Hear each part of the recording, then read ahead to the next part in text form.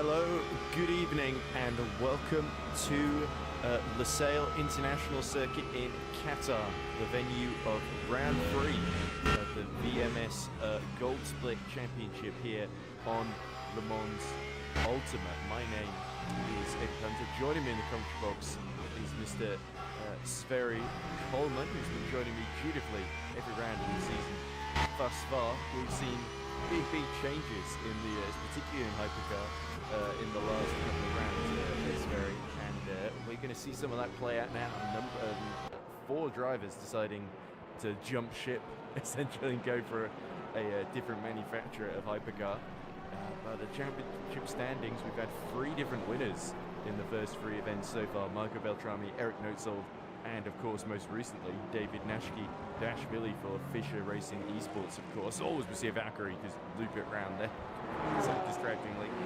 And it's a similar story in GD3. Clemens Keinzel, Mathieu de Buono and Giacomo Matrese, our first 3 winners of the season. Surely, Sverre, there's got to be a repeat winner at some point, and there's going to be some sort of stability, some sort of order forming in this championship, or are we going to continue to see more chaos reigning? Well, first of all, good evening, everyone. Thank you all very much for joining us once again here at the VMS. And well, as you've been saying, it's been an up and down season for a lot of these drivers. 3 different winners in both categories. So, if anything, that bodes well for tonight, as we've kind of been discussing before this sort of the stream. The Gold Split seems to be the place of carnage this season so far, with a lot of incidents happening all over the place, and well, also meaning there's a lot of different podium finishers, race winners all over the place. So, especially around a track like Lusail International Circuit, that should provide plenty of action and entertainment for us here tonight to witness. So this really should be a good one. Yeah, you might also notice, I believe this may be mentioned in the bronze split on Friday, but we also got a new sponsor, Hymo Setups. You can see it in the purple text in the top right corner as well. So we're lovely to have them on board. And I believe there's even a, should I advertise the checkout code for 10% off for setup subscription? I think that the code is, I believe it's VMS10, that's it, for 10% off. So it sure is, yes. Thought I did them a little favour there by mentioning it. Nobody told me to do this is just a declaration of love. Anyway, so brilliant. To have another sponsor to the VMS arsenal. The best drivers, the best sponsors. One of the commentators, I might say, is the best commentator, and the other one's me. But anyway, enough of self-praising and self-congratulation. Let's focus on the task at hand. Our 2 championships, of course, GD3, LM, and Hypercar, about to do battle for qualifying. Of course, our GD3s will be out first, as we see the Peugeot 9X8 of that. I believe that's is that Lucas Cedar. Oh no, it's Robin Deschamps, isn't it? That we're looking at the moment, because Cedar's in the Cadillac. But so all the 3 Fischer Esports cars in Hypercar using different manufacturers. But the Peugeot, of course, those who were watching Platinum Split a week ago will remember they got a 1-2 at Silverstone. They've always been quite strong in qualifying since the most recent tyre update, haven't they? The Peugeot 9X8 is pretty good at getting the tyres up to temperature and performing well very quickly. But often it's a little bit trickier to manage in the race. You need a route.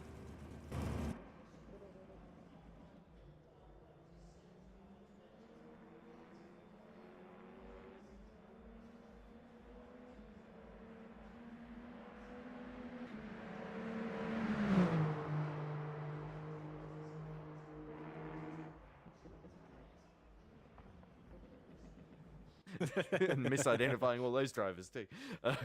Happens to the best of us. But anyway, of course, so far in GD3, who have been the pole sitters, you see the man who's currently set the fastest time in free practice is Vladislav Kolosov, who of course got his first points of the season with P9 at Imola, but he definitely has not quite reached the heights of qualifying in the races in that Lamborghini. So he will be looking to really get major points on the board and add to the 2 that he has so far. And of course, we did see a load of bad luck for our most recent GD3 pole sitter as well. Mattia Panci was taking out the hypercars near the back of the hypercar field at Imola. 4 or 5 of them all got tangled up together, and Panci, unfortunately, first on the scene, tangled up in the incident, and that freed Clemens Keinzel and Giacomo Matrese to fight it out for victory in the end. In the end, it was the Italian in the Ford Mustang that was triumphant last time out. So Matteo Panci will be very, very keen because the last 2 races, no points on the board after getting a 4th place at Silverstone then. So Panci is definitely, for the Renova competition team, a man very much on a mission in the 720S. Yeah, his form has kind of been opposite compared to Giacomo Teresi, as we were mentioning. He won 2 weeks ago in Imola, and his season started off very bad with 0 points at Silverstone and just 8 points at Sebring. So we were kind of talking about him not performing up to standards just yet this season, and then he got the win. And it's been kind of the opposite for Matteo Panci, 18 points at Silverstone and then 2 0-point finishes. So hopefully for him, he'll be able to throw that around and score some good points here in Qatar. He's currently in P10 in the standings on those 18 points. Now there are multiple drivers in front of him, just a few points up the road. So in P6 we have Arthur Rontaert on 21 points. It's only 2 points more. So if Matteo Panci is able to get some good points on the board here tonight, he could see himself jump up the championship standings quite a bit, looking at the gaps between the drivers up the road. Yeah, and I don't think Arthur Rontaert is here tonight. I don't see him on the list, unless I'm very much losing my eyesight. I don't see him either, no. Yeah, so he missed the previous round. Is Kevin Bauer here today? Of course, he was the runner-up in the opener at Silverstone, teammate of our championship leader, Clemens Keinzel, of course, is leading on 58 points with Julian Gurin, his closest, most consistent challenger, even though Gurin's his best result so far is that 3rd place from the opener, the endurance round at Silverstone, essentially. So Julian Gurin on 47 points. He is just 3 ahead of Matteo De Buono in 3rd. Giacomo Matrese is another 11 points down in 4th, so certainly after his slow start to the season, he's got quite a way to catch up to Clemens Keinzel, but that victory at Imola will be very important in terms of building momentum. Kevin Bauer, as we said, is 5th on 27 points, 6 ahead of Arthur Rontaert. We've got Strahinja Zoranovic, who was on the podium in Sebring. He is equal with Rontaert on 21 points. And then, as you say, Jules Neal, who was on the podium in Imola, a very underrated drive by Neal, that we did talk about. Very good strategic decision, sort of pit out of traffic and make up ground that way. He is, of course, the Opelite sim racing driver in another McLaren 720S. So Neal, if he could nail qualifying, he could be a major consistent threat for podiums. I feel like he's got that in him. And we've got Jack Bolger, who's certainly not had the greatest run of luck, missing out on the podium narrowly at Silverstone, and then struggling for minor points at Sebring before being essentially retiring from the race at Imola as well. He is on 19 points, just 1 ahead of Panci, and that is essentially our top 10 with the likes of I think Evan Leproux equal with Matteo Panci at the moment, and Michel Rodriguez, who always seems to sneak into the top 10 somehow or other. He's in 12th at the moment on just 11 points. So certainly a lot of big hitters that could be major threats for pole position here, as we see one of our 720Ss. I believe this is Neal we're on board with right now, just making his way through turn 1 and now turn 2. It's a sort of elongated S-bend here. Because of the long run into turn 1, you can sort of set up a move into 1 and 2 essentially from a long way back in the race, can't you? Yeah, you really can. This track is all about flow, keeping the flow going. And once you make a mistake, it's very difficult to regain that flow, that momentum that you really need to get a good lap time in here on the board. This is Michel Rodriguez in that McLaren 720S 46. It is a green sector 1 for him for now. No surprises there, of course. There are a lot of differences between the drivers right now in terms of how they prepare the tires on the outlap. So we will see those lap times coming down as we move on in the session. But it's really, really tricky on a track like Lusail, which is just mostly high-speed corners to get in that flow and keep it on as best as you can in order to get the full lap out there. Giacomo Teresi, for now, sure does look very competitive in that Ford Mustang. Like you said, he won 2 weeks ago in Imola, and he's been looking very good around here for now as well. It's 2 purple sectors coming up towards the finish, the end of his lap. Let's see what this can bring. The first flying lap from Giacomo Teresi is a 55.5, so a couple of seconds off of what we could potentially see, about 1.5 seconds, I think, from the fastest lap I saw online. So there is a bit of time to find there, but it is a very, very good lap for Giacomo Teresi nonetheless in his first flying lap here at Lusail.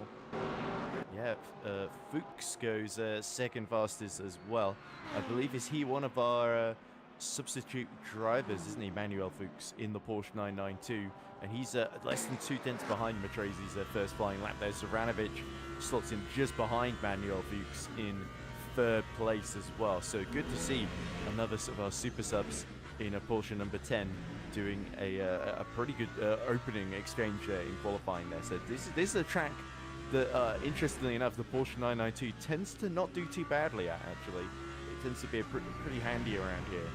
Although I think at the moment, the Mustang and the McLaren seem to be the two cars of choice, which is odd when we consider it's the 296 Ferrari of Clemens Keinzel, the sort of best all-rounder car, I think, is how Clemens described it in memory serves. And that's the one that's leading the championship at the moment. So, yeah, we'll have to see. I think Clemens is also just able to be very consistent in that car. As you were mentioning, there are a lot of drivers in the standings who had very good results and then very bad results. So Clemens is pretty much the only driver who's been able to maintain that consistency. Only driver with 2 podiums so far, yeah. Exactly. So he has just been able to get the Ferrari working on multiple tracks so far this season, which really has been the key for him leading the standings right now. Yep, and certainly Clemens Keinzel has worked very, very hard to make that Ferrari perform as optimally as possible there. Sorry. Yeah, there's also a team called Optimal, so I was getting my brain confused with that. As Jakob Matresi goes, as you predicted exactly, Sverre, he goes almost a second quicker at 154.7, as we see Matteo Di Buono just 4 tenths shy of Jakob Matresi. There's a real threat now that Jakob Matresi is firing very much on all cylinders, that he could go on to be a real dominant force in this, although Clemens Keinzel, our championship leader, goes a tenth faster than him. So, as was the case for so much of Imola, it is Keinzel versus Matresi at the moment. Can somebody like Panchi or Di Buono, though, break the stranglehold? It's great to see so many different sort of duty-free manufacturers all competitive here so far. It really is. The top 14 has put a competitive lap on the board for now, and it's still within 2.3 seconds, which is really not too bad around a track of a lap time. It's about 2 minutes for these GT3 cars. So very competitive field tonight indeed. 5 tenths between the top 3, with a 10th between Clemens Keinzel and Materesi. As you were mentioning, it was really rough between those two guys in Imola 2 weeks ago. So right now they again seem to be the guys to beat for the guys for the likes of Matteo Di Buono, Emmanuel Fuchs in P3 and P4. Rieu in P5 surprisingly. I don't think we saw him really up there for this season so far, so that's great stuff. Kurjan in P6 in the second Ford Mustang. Zoranovic, you've mentioned him before as well, Ed.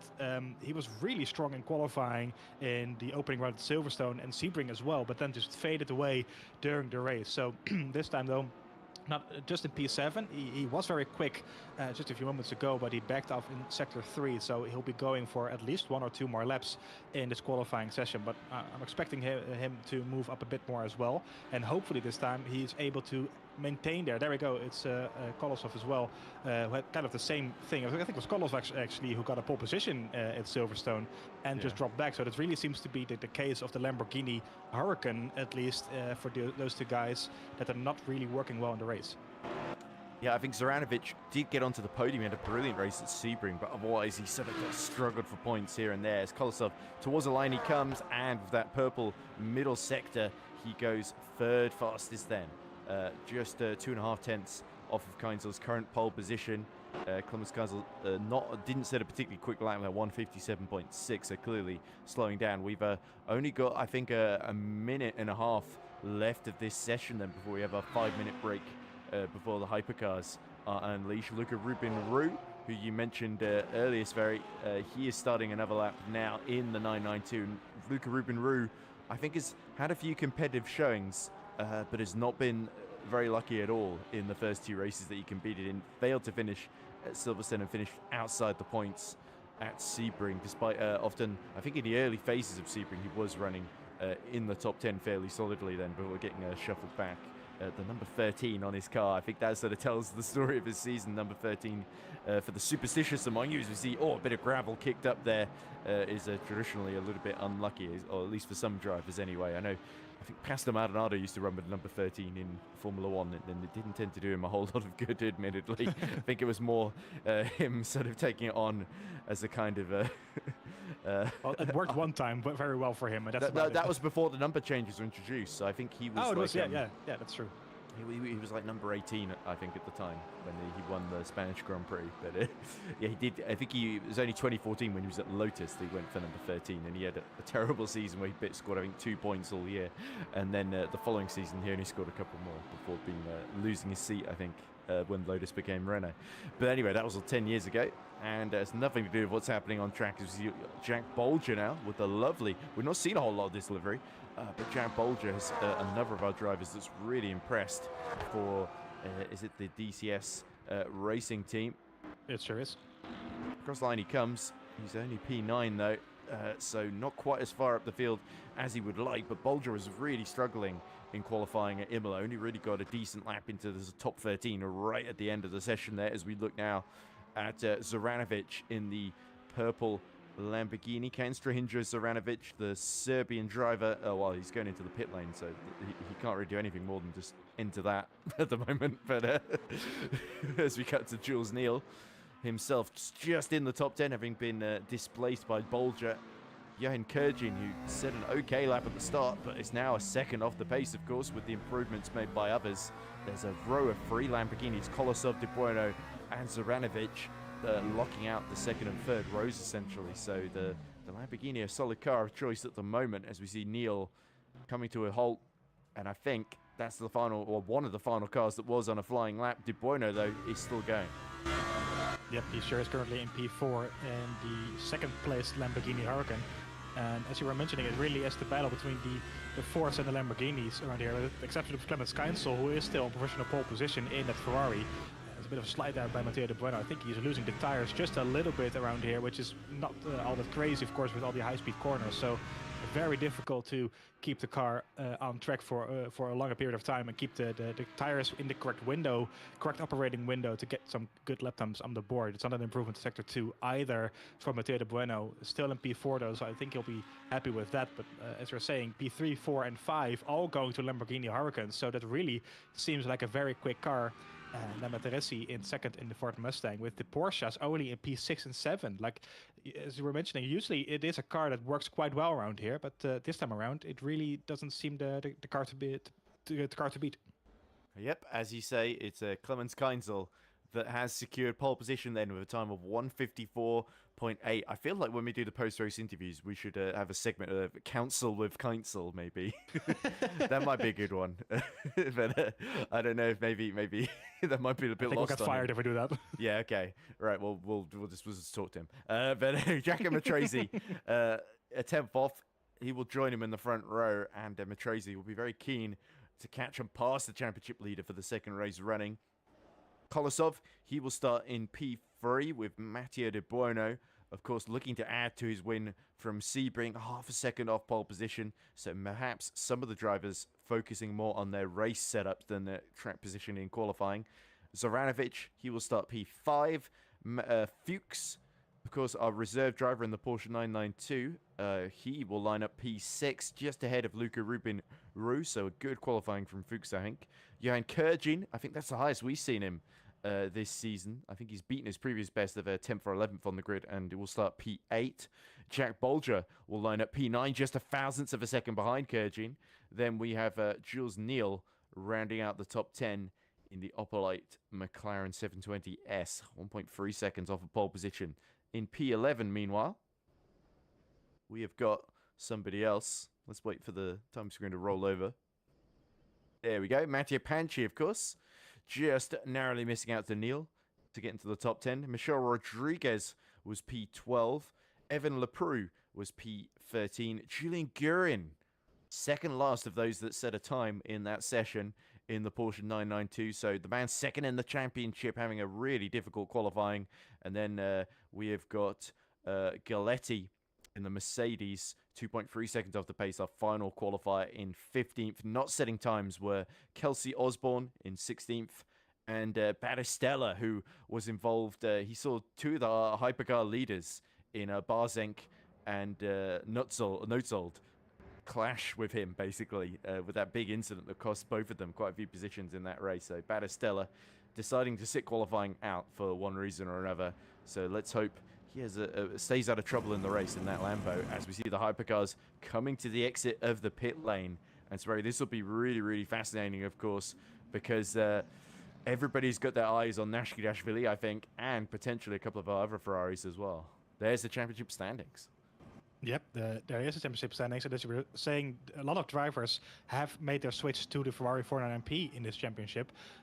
Taking a look at the standings, it's not really clear why, because the top 3 are covered by Cadillacs, with Marco Beltrami in first on 64 points, Barzeng in second, and Nutsolt in third, all driving for the Cadillac V Series. So the Cadillac really used to be the quickest car at the beginning of the season, but of course David Nashkidashvili, he's in fourth in the standings, 29 points. He won 2 weeks ago in dominant fashion at Imola, really kind of proving that the Ferrari is the car to beat at this stage in the game. So multiple drivers making that switch, of course losing the points that they've scored while doing so. There you can see Dr. Skopetsin and Mohamed Colombo both making that switch.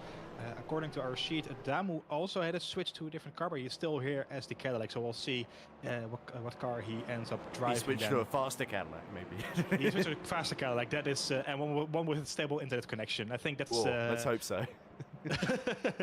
So it is going to be very fascinating, because if anything, Imola showed that the Ferrari can be very quick in the correct hands, but I'm not going to count out the Cadillacs either. It's still a very fast car, so it can be a fascinating fight for us to see around here.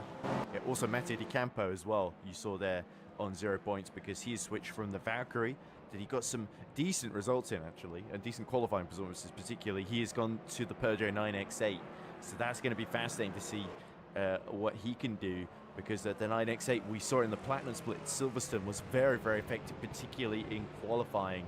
And if you're Nashkidashvili, if you saw in that championship, Robin Deschamps is only slightly behind him, despite Deschamps just having 2 fourth places to his name, essentially, so far this season. So Nashkidashvili, pretty much the vast majority of his points came from that win in Imola, but of course he was so dominant.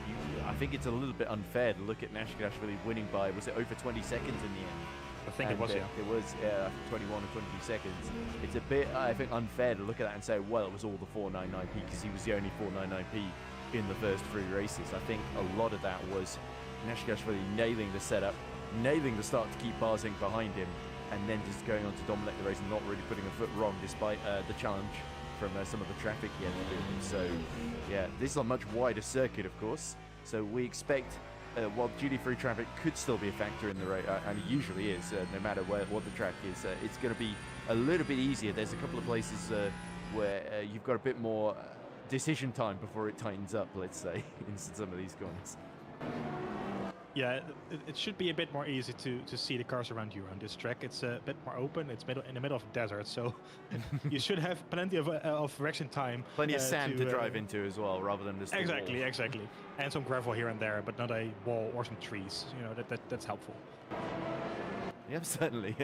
Very little grows around here, apart from maybe the tires decay and fall off, of course. And they used to be. Some of the tires come from rubber, and rubber is from trees. So there we go. There's your fact. It all comes full circle again. Exactly. So then, full circle. That's brilliant, Mr. Kolman. So, as we look at the triple 22 of Robin Deschamps, of course, 5th in the championship. Do you have the Peugeot's got anything in mind? You can see another Peugeot. That's Michele Di Rezzo, the Italian, who has had a bit of an up and down season. Scored, I think, was in the top 7, wasn't he, in Imola? He got 6 points to his name, so I think that was his best result, or one of his best results of the season so far. But in both Silverstone and Imola, he was very much doing recovery drives, essentially, having had difficult starts to both of those races. So, yeah, I think Dick Di Rezzo, there's a lot of drivers in the gold split where you sort of think, as we see Beltrami set the first flying lap of 1:32.0, so championship leader, very much laying down a pretty solid early gauntlet there, but I think 141s are definitely possible here, as we see Robin Deschamps start what could be his first flying lap here. It sure could. Well, according to my sheet, we could be seeing drivers well into the 40s as well, so about 2 seconds quicker than what we're doing now. only time will tell if we actually get that well, far. Of course, it's this update, isn't it, with these tyres desperately needing a nursemaiding in the first few qualifying laps to get into the really right true, state. yeah. Especially around a track like Qatar, where it's very easy to screw up your tires in the first lap and have nothing left for the remainder of qualifying. So it's really, really important to nurse your tires to the correct operating window and then make the best of it. Well, Robin Deschamps right now is looking like he is doing that. Green sector 1, 6/10 quicker than his first lap. He's currently in P12, 5 seconds off the pace. So he put on like a second out lap pretty much there on his the first time lap. No surprise there, of course. Trying to warm up the tires. Coming through sector 2, this is turn 10. Marco Matrami, however, in that Cadillac, looking very quick indeed. Two purple sectors, 6/10 quicker through sector 2 alone. And this is looking very, very fast indeed. Coming through turn 15 towards the final corner on the track. This could very well be a improvement on his already very quick time on the 42.0. Well, let's see if I was correct. I was saying about 1:40. The timer is a bit wonky sometimes, so even though it already says 43, it won't be. There we go, it's a 40.2, so that is the 2 seconds. Yeah, there we go. So he definitely planned that one out a long way in advance, as we see the Peugeots of De Rezo and Dijon go second and third fastest respectively. De Rezo, though, just half a second and half a tenth off of Beltrami there. So that certainly the Peugeots will have a bit of work to do. Pezin in the 499P sets a 140.2, or half a tenth quicker. Well, not half a tenth. Yeah, exactly. Yeah. It is half a tenth. Yeah. Yeah, I'm getting my tenths and my hundredths mixed up here. It's 58 hundredths quicker than Marco Beltrami there. So yeah, the 499Ps are now starting to go quickly. So if Pezin, of course, who was one of the ones that switched for this round to the 499P, if he can set that kind of pace, what can Neshkidashvili and Colombo do as well? I think the 499Ps are the ones that everybody's going to be looking at on tenterhooks. But the Peugeots, they don't look too slow. I think that's fair to say. I think some of them, a bit quicker than we were expecting in this track. That is really fair to say. I think the Peugeot, kind of to my surprise personally, has been very quick after the last LMU update, especially in qualifying, where we've seen some good performances. Speaking of Ferraris, Mohamed Colombo going purple in sector 1 as well in his Ferrari 499P. If he's able to continue this, it could be a lap in the 39s even, which is very, very quick around here. And the number 3 Ferrari 499P, remember, he has no points anymore. I don't think he had any no, from the first race nothing either. lost, so nothing lost, but a lot to gain here, as you could see with the time he is gaining. So we'll keep a close eye on Mohamed Colombo, where he ends up in a few moments time. Robin Deschamps now in third in his Peugeot, 2 tenths behind on Pezin. There is Pezin, purple sector 2 for him. Can he improve on his lap? Here he can, a 39.9. That's very, very quick. Mohamed Colombo in the background, finishing his lap as well. Does Pezin stay in P1? Well, we'll find out in a short moment, and I think he does, because Colombo has a track limit, I think, in sector 3, and that's his that lap at least done and dusted, so he has to do his hard work all over again. Oh, a typical Mohamed Colombo. It's not pace that he lacks, but it's staying out of trouble that it can sometimes trip him up then. But you've got to hope that maybe new car, he can sort of brush off the kind of misfortunes that he sometimes, I don't want to say stumbled into, because it wasn't always entirely of his own making. Sometimes it was just a bit of bad luck. But yeah, I think if he can just get another decent lap on the board, have a clean start, then he could get a really strong result out of this one. If you look at Beltrami, only slightly off Pezin in the first sector here, but I think it's sector 2. There we go, nearly 2 tenths down, where the 499P is just really, really strong compared to the Cadillac. Yeah, I think he's improving, and into the gravel. He goes off track as well. Yeah, that's his lap done.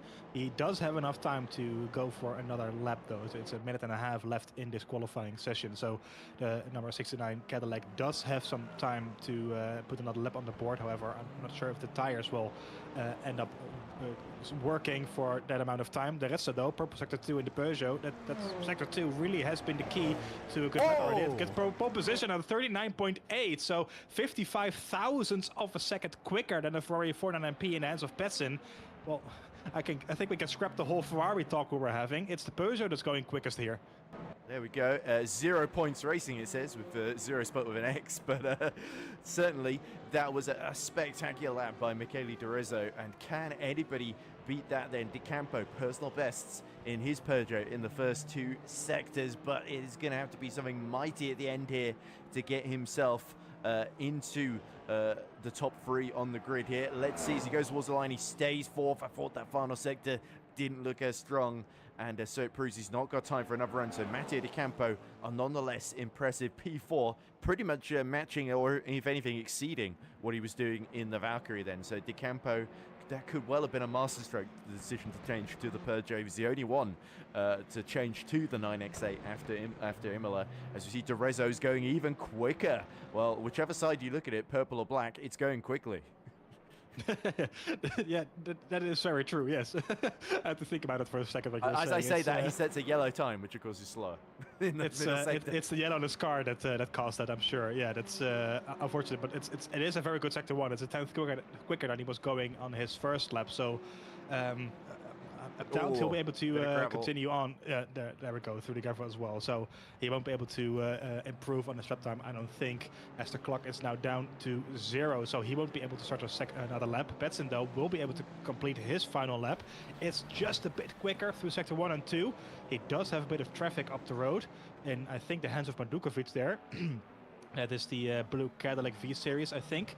So coming through the final corner, he might have a bit of dirty air there, but he's going to continue on nonetheless. Bit of slipstream now, though, so he might be able to bring the fight to the red. So it's just a small gap that he needs to improve on, and he does. 38.5 as well. 20 thousandths of a second between the two. That's insanely close. Well, nothing to choose between the Ferrari and the Peugeot, but sadly for Michele De Rezzo, the flight of the Bumblebee has somewhat had the sting taken out of it there. But yeah, Francesco Pezzin, of course, though, that decision to change cars looking like an incredibly shrewd one. Now as Barzenk, late improvement there, puts him 4th fastest, displaces Matteo De Campo there. So yeah, Matthias Barzenk, of course, still second in the championship, looking. He's only a 10th behind the championship leader, who he lost crucial ground to in Imola with that messy incident with Eric Notzold. So he'll be very much hoping to get another podium to his name. But yeah, certainly that's a front row that surprised everybody. I think De Rezzo will feel a little hard done by, but what a brilliant effort at the end by Pezzin. Just hooked it up together in all 3 sectors. Yeah, he sure did. As we take a look at the qualifying results, then it is Francesco Pezzin on the pole position. Remember, he is in P15 in the standings after changing his car, so no points on the board. But he's off to a good start now with that new car. De Rezzo in second in the Peugeot, with Batrami in third. It's a championship leader there in the Cadillac, about half a second down on pole position. Mateusz Barzenk P2 in the standings in P4, with Matteo De Campo in the second Peugeot in fifth, with Robin Dischan in the third Peugeot in P6. So the top 6 within 0.6 of a second. That's a lot of 6s there. So very close indeed for the front runners, with Colombo. Very good qualifying for him. 0.7 of pole position in the Ferrari as well. So he'll be happy with that. Matteo Bassan in P8 in the Cadillac V Series. That's Kudashvili, our winner from 2 weeks ago, in P9. Also in the Ferrari, with Nutsold in P10 in the Cadillac. So the whole top 10 within 0.9 of a second. That's very, very close stuff in Then we're moving to P11, and I think I saw Francesco Adamu, if I'm not mistaken, there. And it is, there we go, 0.9 of a second behind in the Toyota. Adamu in the Toyota, so he has changed cars from the Cadillac. He has changed cars. Yeah, there we go. So that's confirmation then that he did indeed change cars to the Toyota, with Lucas Cedar in 12th, Mardukovic in 13th in the end, with Welen in P14, Ulrich P15, disappointing I think for him. Roth in P16, the final person to set a lap time. With Farinelli, he did compete. However, he did have a 5-minute penalty from last week or 2 weeks ago. So he only had 5 minutes out on track in qualifying. It did not set a competitive lap time. And Nonamaker, we did not see on track. Go to the grid. There was an interesting comment going into qualifying from Alphonse Vellin in 14th day. He says, being the lone 963 Porsche feels like being in a Glickenhaus against Ferraris. So, yeah, certainly Vellin is a bit of an underdog, and he feels he's been fighting with one arm, or both arms tied behind his back, essentially, and biting the steering wheel with his mouth to steer, I think. But yeah, certainly he could still get some decent points. He's yet to really finish a race this season then. So the 963 certainly not one of the easiest cars to drive, and certainly not at Qatar, it would seem. He's not had any better luck in qualifying there, but yeah, that front row is going to be absolutely spectacular once we get going. It sure is, yes. There's 80 minutes of racing ahead of us, and it's going to be spectacular indeed, with a surprise pole position, a surprise front row in general, really, and a lot of potential carnage looking at the rest of the season ahead of us. So let's just hope everyone can keep it clean within the first couple of corners. Now, something that I always really like in while racing at Qatar is that we're driving in the night. You can already see the lights around the track illuminating the lights on the cars as well. So this is going to be a fun one to watch, with a lot of high speeds, a lot of carnage with the traffic as well, with the closing speeds. This is going to be a good one. It certainly is. I've just been given the message that dinner is ready right as the race is about to start, so I might leave after the first lap just to make sure I'm somewhat in the beginning of the broadcast. But there we go.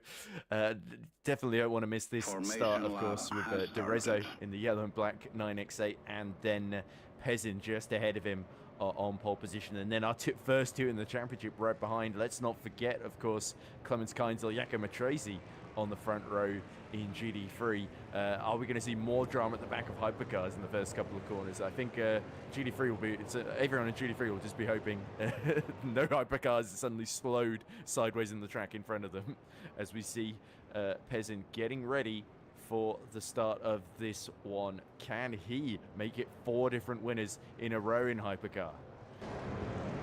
Well, it would be a very good one if it was. It's already a great season so far. It would happen if De Rezo wins either way. So yeah, so let's just hope they don't take each other out. That would be a good start. Yeah, certainly then. Well, as dusk starts to fall over Lusail International Raceway, our 4th race of the season is underway, and it looks like Pezin has made a pretty solid getaway. Barzenk going to the outside. It's almost 4 wide on this run into turn 1. Is it Beltrame that's going for the lead? Makes side-on contact with Pezin, but Barzenk is still there on the outside. Our front row has been absolutely swallowed up here, and who is going to take the lead into turn 2? Will it be Barzenk or Beltrame? It is Marco Beltrame, our championship leader, that absolutely nailed the getaway there, and you can see De Rezo under attack from Eric Noetzold in battle for 4th right behind. Yeah, brilliant start from multiple Cadillacs then. The front row really has been done dirty there with De Rezo in 4th, Pezin in 3rd, and Beltrame just out of nowhere around the outside of Barzenk, managing to get the lead away from him. A very clean start as well down the field in hypercar, as I'm happy to mention. A lot of first Fisher Racing esports cars there, of course, with the 67 Ferrari of Naski Leslie on P8, defending on the Peugeot. Hopefully not too much contact Campo, there. Yeah. That is the Campo then, and P8. And Mohamed Colombo in the Ferrari, keeping a watching brief on the pair of them. So Nashikashvili, our most recent winner, side by side. Oh, trying to get back up the inside into, I think that's turn 10 there that is coming out of, and all still side by side. So De Campo is not making any friends out there with Fisher Racing at this time. Meanwhile, all this has been going on. Matrese made a great getaway to steal the lead from Clemens Keinzel. So it's almost a rerun, isn't it, of Imola at the moment, and Keinzel has got to see if he can try and fight back here. It really is. So of course, 2 weeks ago, Materesi got away luckily, going over the grass, avoiding all the carnage that was going on in the back of a hypercar. And now again, he had a great getaway past Clemens Keinzel on the first lap, and now hopefully for him he'll be able to pull away just the same way he did in Imola and get a 2nd win in a row, which it would be a very good thing for his championship standings for sure. Currently in 4th, as we mentioned earlier, but it's a long old way to go to Clemens Keinzel. So if he wants to have any chance of competing for this championship come the end of it, then getting a win here over Keinzel would be a very good start. Keinzel, though, does set the fastest lap in the wake of that Ford Mustang, so he certainly, the German, is not taking his being overtaken on the first lap, sitting down then, but it is surprisingly, after all the noise we're making in qualifying, a Cadillac 1-2 in hypercar then, with Beltrame starting to try and make a break away from Barzenk then. Now the first lap's done, I'm going to go down and eat some dinner very, very quickly. I'll be back in just under 10 minutes or so, and until then, I'll leave you in the capable hands of Sverre Kolman. See you in a minute. Yeah, we'll see Ed back in 10 minutes or so. In the meantime, let's take a look at LMGT3. As you said, Materesi in the leading as, that's the 13th. That is, I think, Robin Rieu in the gravel there in the 13 Porsche. So the number 13 again, not paying any good luck for him. No points on the board, and it's not going to score any points here tonight either for him. That's the first DNF in LMGT3 as far as I know. And unlucky then for him. Probably an incident there somewhere that we have missed, but that's very unfortunate for him. So we're trying to get a replay of that incident. There we go. It got tapped there by the McLaren of, I think it's Jules Neal or Michel Rodriguez. It's a big impact then in the barrier and losing a wheel as well. And that's pretty much guaranteed game over then for Rio. Unfortunate for him on the second lap of this race. It is still Beltrami being this race. D'Arezzo is having the fastest lap though, so he is looking very, very quick indeed. Matteo Bueno in GT3 now in third ahead of Kolosov. Mano Fuchs has to jump Zoranovic for P5. So speaking, as I say, that Mano Fuchs gets past Kolosov as well. I think Kolosov has had an incident dropping back down the standings. As we see the 51 Ferrari of Colombo there trying to get past on one of the Peugeots as well. So a lot of action happening all over the track. There is Kolosov dropping back indeed. So I think he's now P9 or P10 then after all that, potentially even further. So that's very unfortunate for him. You see the hypercar still all in one piece. What is successfully still behind the Campo, and it's Colombo there in the number 3 car behind. And just following the train really of Petsin. Petsin kind of dropping back from the two Cadillacs, already 2 seconds down on the two front runners and holding back the rest of the field. In this fastest lap, last lap. No surprises there, of course. But it's he's really been kind of struggling in these opening phases. Potentially the tires not working just right. He's on a full. His left-hand side tires are on hards, which might be an explanation. Not really sure how what the rest of the cars are running. Let's see if we can take a look at that through this camera angle, unfortunately. But that might be an explanation as to why he is struggling this time around. I'm seeing some hard tires there as well on the other cars. So there we go. It's a full set of hards then, according to this sheet for Petsen, as well as Nutsold and Barzank, and mediums for Bassan and Beltrami, and a mixed set for Dijon Campo, and full hards for Leslie again. So of course, with a circuit like this, it is very much a possibility or an option to go for a left-hand set of tires, going for the hards there, and for mediums on the right-hand side. It is a viable option, and it could very much work in your favor during the pit stop phase. So going to be interesting to see how that plays out for these drivers. LMGT3 again, Clemens Keinsel has kept the gap quite close to Jacopo Materesi. Materesi only now putting his first lap on the board according to this sheet, our graphics. So that probably means that he's had multiple track limits already, which is very easy to do around here, but you don't really get that many, as Keinsel's at least looking a little bit there on the rear of Materesi and trying to force him into a mistake. And the Ferrari really is looking quick in the hands of Clemens Keinsel once again, as he wants to get back in the lead of this race. It's the Bueno still in third, Mano Fuso in fourth. A great getaway from the Porsche 992 driver. Zoranovic in fifth, Punchy now in sixth. Quite surprising, and he started outside of the top 10 in the McLaren 720S, so a great drive for him so far. Same for Jack Bolger, of course, and Kurjan. Both of those drivers starting outside of the top 10 and now well within the points. Jules Neal in P9 and Rodriguez in P10. Prue in P11. Kolosov, then he dropped down to P12 after that early incident that we saw. So, or at least saw on the overlay, him dropping back down the standings. Now in 12th position, 3 seconds behind Leproux. That's not what he would have hoped. Galetti still running in 13th. Jules Guerin only in 14th in the Porsche. So not great stuff for him either. And of course, Rio, Battistella and Osborne all DNFing, unfortunately. I don't think Osborne took the start, but Battistella and Rio for sure DNF'd already in this race, unfortunately for them.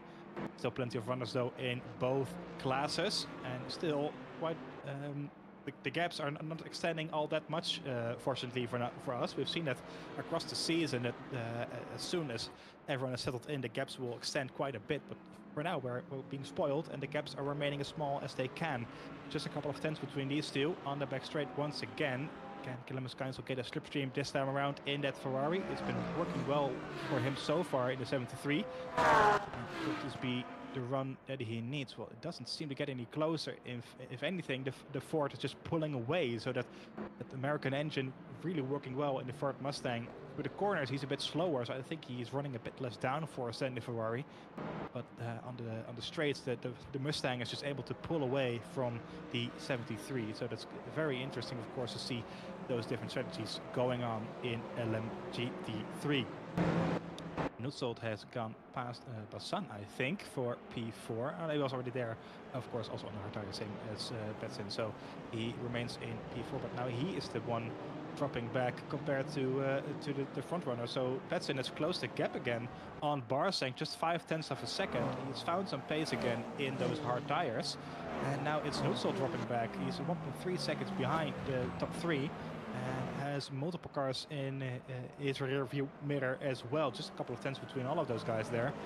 Very close stuff. It's very easy to make a mistake and go out and lose multiple places. So potentially Nutsold made a little error somewhere and lost some ground. I'm not really sure. But Petsin nonetheless has found that pace once again in the Ferrari. And is bringing the fight to Cadillacs up front. Of course, Barzank there in second position. He is also second in the standings, 2 second places at Silverstone and Sebring, and 4 points only, so let's say 8th place in Imola. So he wants to bounce back. It's 15 points between him and Marco Beltrami, who is now of course leading the race, 1.4 seconds off the road. So he needs every point that he can get in order to stay in this championship fight. We are on board then with Petsin and the Ferrari. Just able to drive towards him ever so slightly there through the corners. It's around a 0.3 of a second gap that he's maintaining now. Coming through sector 2 again. This is turn 12, 13, 14. Of course, the very quick right-handers there. Speaking of momentum, as we did earlier, this is where you need all the momentum and the flow. It's such a fake term, of course, flow, but once you're in it, you don't want to leave it, and it's really crucial for a race around a track like Qatar. It can make or break your results. Losing a bit of ground there, 0.7 of a second now, but quiet for Barzank. This could be an opportunity. It's 0.4 now, and closing that gap ever so slightly. Barzank goes defensive, a bit on the straight, trying to break the slipstream, but it's a bit too far back now to go for a move for the Ferrari. It's within 0.3 of a second though, so this for sure will go and explode as soon as possible, given the nature of these guys and how hard they race around here. As long as they keep it well within the rules, I think our stewards will be happy. There's an hour and 10 minutes to go, 10 minutes in this race. There's been plenty of action and still a lot of cars close to one another on track. Lepoux there in the Porsche 992. In the Shadow 1 eSports team, P11 for him in the number 18 car, trying to get past Michel Rodriguez. Rodriguez we've seen a lot of times in both the Platinum split and the Gold split last season. We know he's got some pace, but the McLaren really not working well for him in these opening stages. Of course, the McLaren has had a bit of a buff with the latest BOP changes in LMU, so it's not working as well as we've seen before. And this time around, especially around a downforce heavy track as Qatar, it's really not working in the favor for Michel Rodriguez, holding back Lepoux. Fastest laps are not that different compared to one another, both at the 57s. Still a bit of a difficult race so far for Michel Rodriguez in P10. As we see here, getting a replay of, I think, Colombo. There he is, Colombo going through the gravel into number 3 Ferrari. So he had an off in turn 2, I think it is. And as Ed mentioned before, it's not the pace that's the thing that's lacking for Colombo. It's really just staying out of trouble so far, and he loses a lot of positions there. Cuts the track as well. I think he has a major issue then somewhere, or at least tries to get out of the way as much as he can. He is still on track then in 15th position, 10 places behind Derezzo, who is in 14th after all that. So that's very disappointing for him. I think he had a bit of an incident there as well. So you see the first out of traffic. There we go. That's always the fun part. That's the best thing about endurance racing, of course, getting the traffic around here, especially a track like Qatar, where the closing speeds are that high. It's very entertaining to watch coming through on Kolman there, the 76. A little bit of contact with that's one of the Cadillacs at Nutzelt, and I think on the inside of Bassan, having to defend his position. It's the pressure of Deschamps also trying to get a move on. 3 wide on the back straight, of course. The 222 wanted to get into the fight as well. The 16 having to defend now again after trying to overtake the 53. Passing the number 18 Shadow 1 that we were just talking about as well. So far, all in one piece for now. Oh, this is a tricky part. Turns 12, 13, and 14. The hypercars are so quick through there. Oh, that's almost a massive crash there by the McLaren. He keeps it on the road for now, luckily enough. A massive slide there for the 22 of Panchi. Losing a single place, but luckily for him, still on the road. That's the Nutzelt again, trying to go take a look on the Ferrari. Almost losing his splitter while doing so, the 53, and now on the threat of being overtaken by the Cadillac behind. So Nutzelt trying to go for Mupetse, but now on the verge being overtaken by Bassan, on board with Bassan. Coming into turn 1, Nutzelt is going defensive. Up the road, there's 2 GT3s also fighting for position. 3 cars into one. That doesn't usually work. This time, though, it does seem to work. Still all in one piece. Oh, that's Nutzelt down the inside of the GT3 cars. Just trying to defend as hard as he can on the position behind. Deschamps looking very quick in the 222 Peugeot there, the Fischer Racing Team esports car. Looking a lot quicker through the traffic than Erik Nutzelt, who's lost the place then to Bassan, who is now in 4th position. These traffic runs can make or break your race as well. Even in a sprint race of just 80 minutes like this, it can really make a huge difference, of course, to how your race is going with so many cars on the track. It's about 35 cars on the track tonight, close to 40, which really is no small feat to navigate as we come through the leaders of LMGT3 then. Petsin down the inside of Clemens Keinsel, and now on the verge of overtaking Materesi, and still in the rear of Mateusz Barzenk. Barzenk 3.5 seconds behind on Beltrami, but Beltrami really pulling a gap through the traffic then, and extending his lead, as now we welcome back Ed Hunter. Yeah, there we go. I was just waiting for an appropriate moment to hop it back in. But there we go. I was trying to watch as much of the race as I could on my phone, and everyone wanted to know about how the current commentary went. So I thought I'd got a bit distracted telling a story about that, but about how yesterday went in Sunderland. But anyway, it's amazing to see everyone in Hypercar still so close together. And I guess it's because the Cadillac's got the jump. Pezin has ended up cooped up behind Barzenk here. And I wonder, can Francesco Pezin, is there anything he can do sort of on the strategy? Maybe run a bit longer and short fuel, or potentially pit early and try and get the undercut. It's always a bit of I find at Qatar, a little bit of a toss-up either way in terms of which is the best strategy. In particular for the GT3s, there always tends to be a split. There's a bunch that usually get a bit fed up and try and go for the undercut, and everybody else runs basically until the tank goes empty. Yeah, it really is, especially with how big of a difference the traffic makes. When you're driving in a hypercar, if you're in a flow of getting all the traffic at the wrong places and not able to get past the car in front of you, it is very much worth it to go for an undercut. And the same goes, as you said, for LMGT3. In GT3, the differences between the cars are just a little on the inside. Has to get back on him once again. There we go. Erik Nutzelt, though, gets the inside for 8, 9, and now 10, although he's on the outside for 10, and you can see De Campo is catching up. Oh, round goes Deschamps. Oh dear, that's disastrous for our Fischer Racing Peugeot. Robin Deschamps falls down to 8th position. Oh, down below 8th, actually. I think as well down the order, unfortunately for him. So I think it was contact with Nutzelt then, and Nutzelt on the outside of 10 and 11, as you said. And just not enough room for 2 cars to go there, and he spun around, and I think he's well outside the top 10 now, unfortunately for him, with how close the gaps are. The biggest gap in hypercar is the 6 seconds between Nashkilashvili and Ulrich. This is Nashkilashvili, as you can see in P7 in the purple Ferrari. So that's very unfortunate for the 222. unfortunate that just as I was saying, oh, how close they're all going together, that happens, and suddenly Notesold is now 1.2 seconds behind Matteo Bassan in front of him. Bassan, though, of course, is got a grandstand seat of this second place fight between Pezin and Barzenk here. Barzenk defending very well, but in doing so, it's allowing Beltrami to build a big gap of nearly 4 seconds now. Yeah, that's honestly kind of surprising that he is able to pull away. I think he just got very lucky with well, I say lucky. He's managed to manage the traffic very well compared to the rest of the field. As I was just saying, Barzenk 3/10 ahead of Pezin in the Ferrari.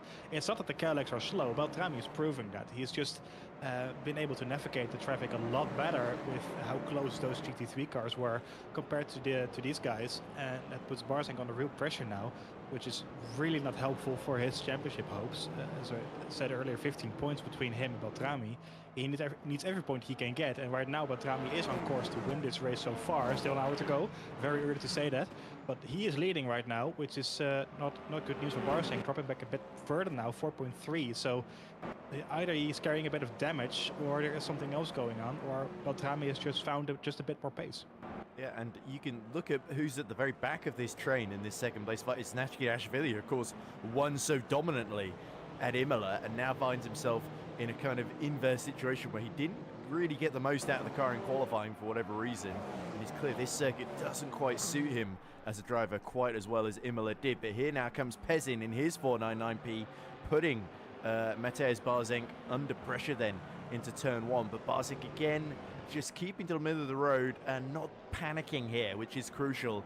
But the more pressure that's put upon his shoulders, the more likely it is that Pezin might try and force the issue here and start getting a bit physical and impatient in that 499P. But Francesco Pezin been relatively clean, calm and composed despite the frustration of losing pole position right at the start of the race. Yeah, I think Barzenk might be playing the long-term game here, as we are on board now with one of the, I think it's one of the McLarens. It's very difficult to tell from this. It is a McLaren. There we go. Jules Neal in the McLaren. It's very difficult to tell from this angle.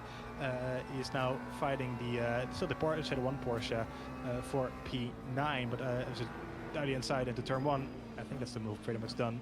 On the braking, of course, with ABS in these cars, it's a bit more easy to outbrake your opponent compared to the hypercars, and he gets past in P9. But as I was trying to say for the hypercars, I think Barzenk is a bit trying to play the long-term game here a little bit. As you were saying, as we were talking about earlier with the strategy, he might just be trying to save a bit of fuel here and there and go a bit longer to Beltrami, have a shorter stop at the end. Of course, throughout the race, we will also see the virtual energy of these guys, which will tell even more of the story. But given his pace, lack of pace now, it's about 5/10 compared to his fastest lap last time around. He might just be saving a little bit of fuel towards these guys. It's really a train right now, and it's difficult to pass as it is, especially on a track like Qatar, and we're just driving in the middle of the road. Just a bit slower to the rest of the guys. It's very difficult for the Ferrari and the Cadillacs behind to get past. Yeah, by the way, the driver that Jules Neal overtook there was Evan Leproux in the Shadow 1 number 18 Porsche 992. His teammate, our second place man in the championship, Julian Gurin, qualified right near the back of the field, and unfortunately has not really made any progress at all in his opening 20 minutes or so. So yeah, Julian Gurin will be hoping to maybe that he's on some sort of super save fuel strategy, but with an 80-minute race, he's definitely not going to be able to get to the end without at least one trip to the pit lane then. So yeah, he's sort of on a wing and a prayer at the moment, Julian Gurin, if he wants to get points out of this one. As we look at Bassan, of course, fresh off his first podium of the season, our pole sitter from Silverstone, a bit unlucky in the opening 2 rounds with things not really going his way. Finally, some good luck coming out of Imola, and he is now fighting for another podium, but he has got Eric Notesold, who's very much in the business of not making friends out on track in the last couple of events so far, and since winning at Sebring, he has been a major threat, and the sort of very dark damage on the front bumper of Notesold's Pulse racing car certainly tells you the story of his race so far a little bit. Yeah, for sure. He, of course, had the contact earlier on with the 222 Peugeot, who I'm not sure if he's still running in this race, but at least there was quite a bit of contact there. I think Nusseld in general has been clean enough as with his driving. He's been very quick on occasion as well, but yeah, this race is just it was so much carnage, so much traffic going on there. Very easy to just make an error. I'm not really sure if it was his error at all. We didn't see the replay then, but it is just very unfortunate, of course, for Nusseld to get in contact there. He's still keeping with the rest of the field though, so he's not lacking any pace despite the damage, which is good to see. So still in P5, and other than that win at Sebring, his results really haven't been all that great. He did not compete in Silverstone, just 10 points in Imola, but he's still third in the standings. So a good points here on the board would be very crucial for him, I think. Yeah, and speaking of which, here's Michele De Rezzo fighting with Lucas Cedar for P12. Now, I have a question for you, Sverre. What happened to De Rezzo? Because he was fourth behind Pezin, and then he suddenly dropped down the order, I think. I'm not sure if the stream caught it or not. Unfortunately, I don't think we did. No, at some point I also noticed him been some away sort of mistake, from yeah. I think so, yeah. So unfortunately for him, of course, he got so close to pole position, very close to contact with Lucas Cedar. And you can see that the BMW there, it's the Cadillac as well, sorry, of the 98 Cadillac, it's a lot slower through this section than the Peugeot of the Rezzo, but just not able to get past. It's very difficult to overtake in these conditions, in these cars. You really have to force the other driver in the mistake or outbrake him after a slipstream. So very unfortunate for the Rezzo, who is just kind of stuck there behind Lucas Cedar. Well, the good news for him is that Barzenk is holding up this train. So Bassan has actually got past Francesco Pezin. We seem to have missed that. Well, we weren't paying attention then. So I think Pezin maybe got a little bit caught out here. Here we go into 8-9. Does he try and go for a move up the inside into 10? He does. Is there a bit of contact with Barzenk? Yes, there is. And it slows the 499P down. Francesco Pezin now has got Matteo Bassan side by side with him as they go uphill into 12 and 13. And Notzold also trying to go up the inside, but I don't think succeeding. So looks like Pezin just held on around the outside and only lost one position rather than two there. So yeah, it is getting very, very tense here. Now it is Bassan versus Barzenk trying to make it a Tatum Esports 1-2. We've been talking so much about Fisher Racing Esports the last couple of rounds, and Tatum are very keen to reassert the dominance that we saw at Silverstone and indeed in the last couple of seasons.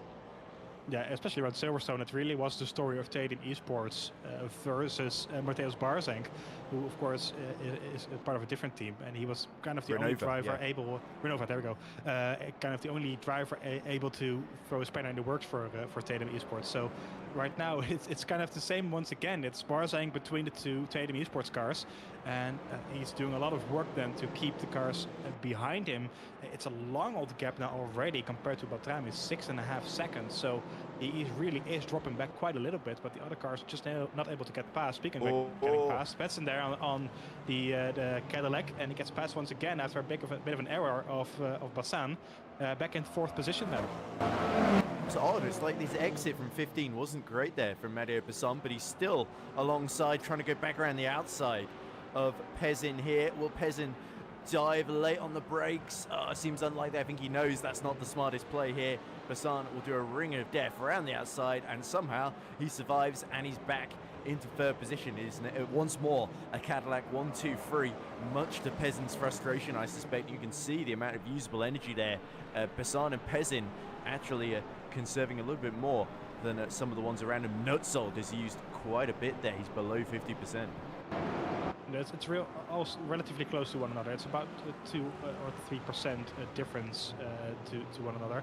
Skudashvili is really one standing out on 53%, with the rest around 49 to 50. So if there's any fuel saving going on, it's not all that much in the hypercar field. The differences are a bit more in LMGT3, with a lot of drivers on 47, with Jack Bolker on 50%, same for Materesi and Keinsel. So there's a bit of a difference there.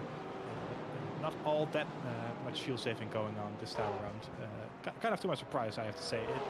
It can be a strategy that works, but so far most of these drivers are just going full push. Yeah, Barzeng Basan actually pulling a bit of a gap behind them to a fourth position as they make their way through the traffic. You can see Notes a bit held up here. There's always a little bit of contact. That's Evan Leproux. I think they went a bit wide. And oh, is that Barzeng that has tripped up, I believe, over Evan Leproux there while he's trying to lap him, and that has cost him big time. Yeah, let's see the replay of the double 7. We're still ahead of the 16 here on the inside of the... that's Leproux ahead of him. McLaren. That's the Shadow 1 team up the road in the Porsche. Oh, tapped around. It's clipped there. Oh, that's a big impact. That could well be Barzeng's race compromised or indeed over, and that's going to hurt him again. Second race in a row, he's involved in a huge incident while fighting for P2 essentially. So that you've got to feel there for Mathias Barzeng, because obviously another close call there between I believe that was Beltrami and that was Marco De Buono there in third in GT3. Yeah, that's the hypercar leader making his way through the traffic. The 25 Lamborghini there. He's managed to stay out of trouble for now in that Cadillac, weaving around a bit and flashing the lights from the Lamborghini. So clearly he wasn't all that happy with how that all went down. I think there was the leader just trying to say sorry for that move. But he's still out on track, still in one piece, other than his rival Mathias Barzeng, who really is his only championship rival right now. Massive contact. I'm curious to see if he's able to continue at all, really. Gonna have some suspension damage for sure, at least in the Cadillac. So that's very tough for his race. These guys are still running, though. That is, again... I'm forgetting the name. I'm blanking out on the name. It's Notesold leading De Campo, and then we got Nashki. I had Nonamaker on my head.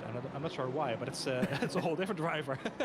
Yeah, let's not worry about Eric Nonamaker, because I'm not actually sure Nonamaker was in this one, is he? Or if he is, he's quite a bit further down the field, just outside the top 10. I don't think he's competing tonight, no. Okay, well, Nonamaker retired early doors is what we're hearing, so Nonamaker, unfortunately, a non-factor in the rest of this race, sadly, for the final 50 minutes or so. But of course, that incident for poor Mathias Barzeng has promoted Matteo Basan to P2 and has put Pezin back onto the podium then. So we still potentially got to fight for the runners-up spot at the moment, but it is once more a Tatum Esports 1-2 then as we look at this is the 66. So is that Nashki? No, so Lucas Cedar, sorry, who's now been caught by Farinelli. Farinelli, who had to sit out a big chunk of qualifying because of a lot of incidents that he was involved in Imola. And I think has Farinelli switched to the Toyota, if I'm not mistaken, or is that no? I'm getting mixed up with Adamu. Adamu did that. That was his teammate. So yeah, Farinelli did not switch. No, he's still in the Cadillac then, and starting to close on Lucas Seed, who I believe saw Derezzo breeze past him and has now disappeared off into the distance into P11. Yeah, I think this is Robin Dichon. So Robin Dichon did get actually past the cars we just saw. I think he was behind them for a little bit after that spin. So Dichon, of course, earlier on involved with a spin with Erik Noetsold. So see that is the so Barzeng actually did retire then after that crash. He is out of race for Mohamed Colombo then. But the triple two, he is able to continue on for now. He is in the points again after that earlier spin with Erik Noetsold, who is still in fourth. So he knows that every point can count come the end of this championship. Same for Derezzo, really, who is just behind this group. Of course, got P2 in qualifying, lost out somewhere along the way, dropped back massively, but he's still in the hunt, 12 seconds behind these two. And he knows that anything can happen still with 48 minutes to go. Points are still very much on the cars here for the Peugeot driver, which he's been looking very comfortable around here tonight. So I think he would be very happy to at least bring away some points from all this. Yeah, you might expect, by the way, Robin Dichon to be disappearing up the road ahead of his teammate Fabian Ruff. But Ruff, of course, there's no team orders involved here, so Ruff very much is going to hold his corner, and that could well play into I was going to say it would play into Derezzo's hands, but Derezzo has decided to be the first to pit of our hypercars then, as we see, a bit of a tricky moment there, as we see Jan Kurjin fighting against Manuel Fuchs, our reserve driver there, and that's actually held up the battle that we were just watching there between Ruff and Dichon. Yeah, I think it was Lucas Cedar and Farinelli, yeah. Yeah. Cedar's been passed as a result of that by Farinelli. He has, yeah. So this is Fabian Roth there. He is up the road. Yeah, I'm getting my still, Fisher racing cars mixed up again, despite the fact they're all in different manufacturers. Honestly, there are so many Fisher Racing esports cars. That's no blame there at all. I mixed up Nutzelt and Nonemaker, so that's one mistake. We're allowed one mistake each, each race. So that's. Well, I think I've used up all my mistakes commentating on go-kart yesterday, if I'm being honest. So don't think I used up all my mistakes the first 10 minutes of this event. So that's very true. That's Anyway, Beltrame, he's got the gap to Basant in 5 seconds now, near enough. So he is looking in a very, very strong position. Now, De Reze, pitting as early as he has. I suppose he had a big gap in front of him, and he wants to sort of be fighting with Roth and Dishon. And if he's worried about the tyres going off, it's about half distance in the race still to go.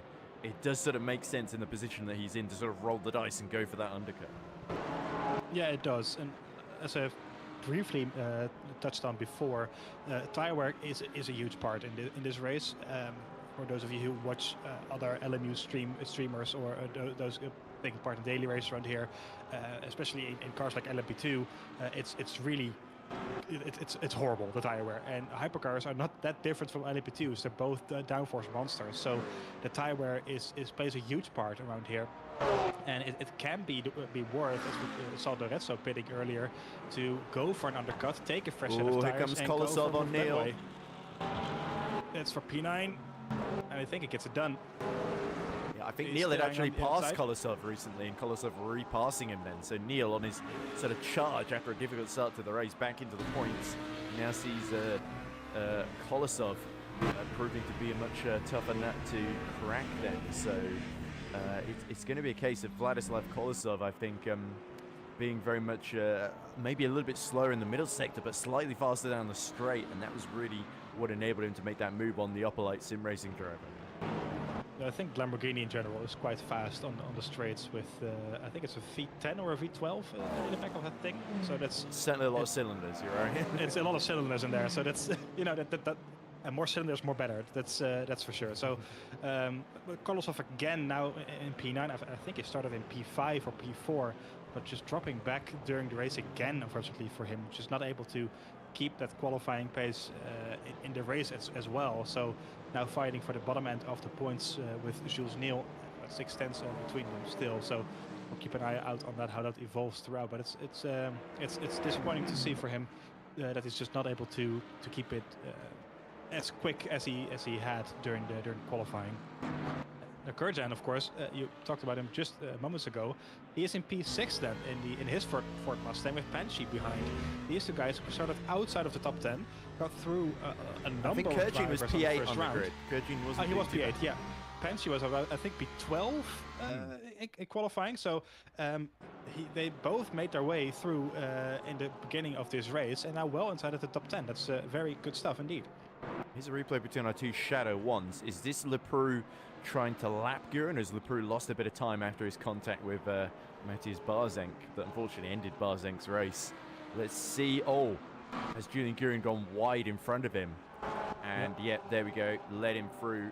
So Gurin's difficult race continues as his teammate gets the better of him. And Julian Gurin and Evan Leproux both just fighting outside the points there, as we see real pressure as on the shoulders of Manuel Fuchs here, holding on to the P6 as a reserve driver, as you say. But Johan Kurjan, who's not had a great deal to shout about so far this season, being the bottom ranked driver with no points to his name. He's had 2 finishes in the last couple of races, but not in points paying positions here. How dearly he would love to nab a top 6 here, but either of these two trip over each other, it could completely play into the hands of Mattia Panchi, who himself is looking to bounce back after a difficult pair of races at Sebring and Imola. So yeah, this is a very high stakes battle for all 3 of these drivers. And again, not an amazing exit from the Porsche. To the outside comes Johan Kurjan. Can he force the issue here? Again, it gets it done before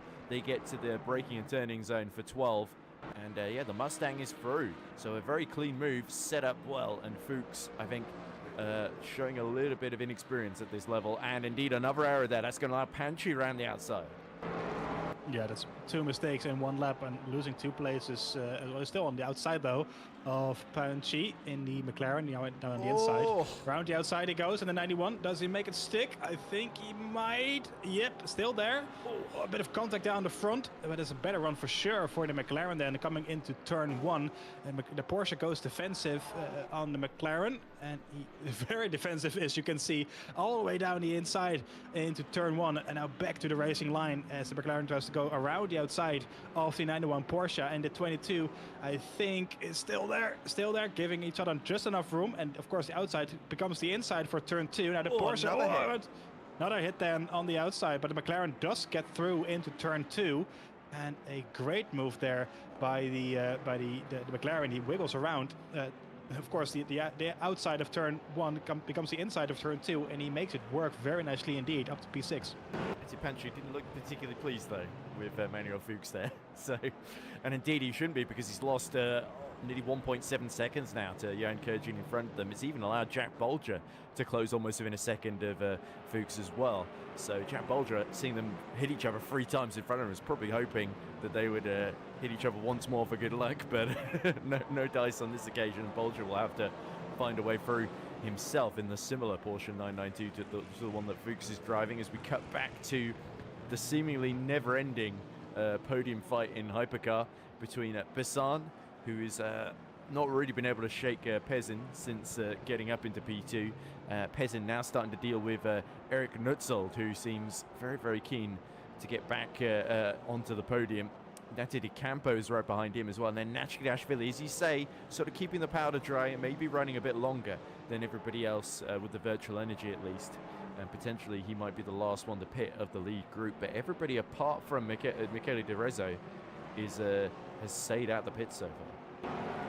Yeah, I think Nachkidashvili, it's a P6 for now. Of course, he won two weeks ago at Imola, but it's still been a very good drive for him. Qualifying was a bit disappointing down in P8 or P9, but he's, like you said, he's just keeping his powder dry, and he's just sticking with these guys. Like P3 is right up the road for him, so just a small mistake from either of these guys, and the Fischer Racing team could be on the podium step there anyway. So I think he's playing the long-term game, and I think he's driving very well. His pace is about the same, if not quicker, compared to the Campo and Nutzold.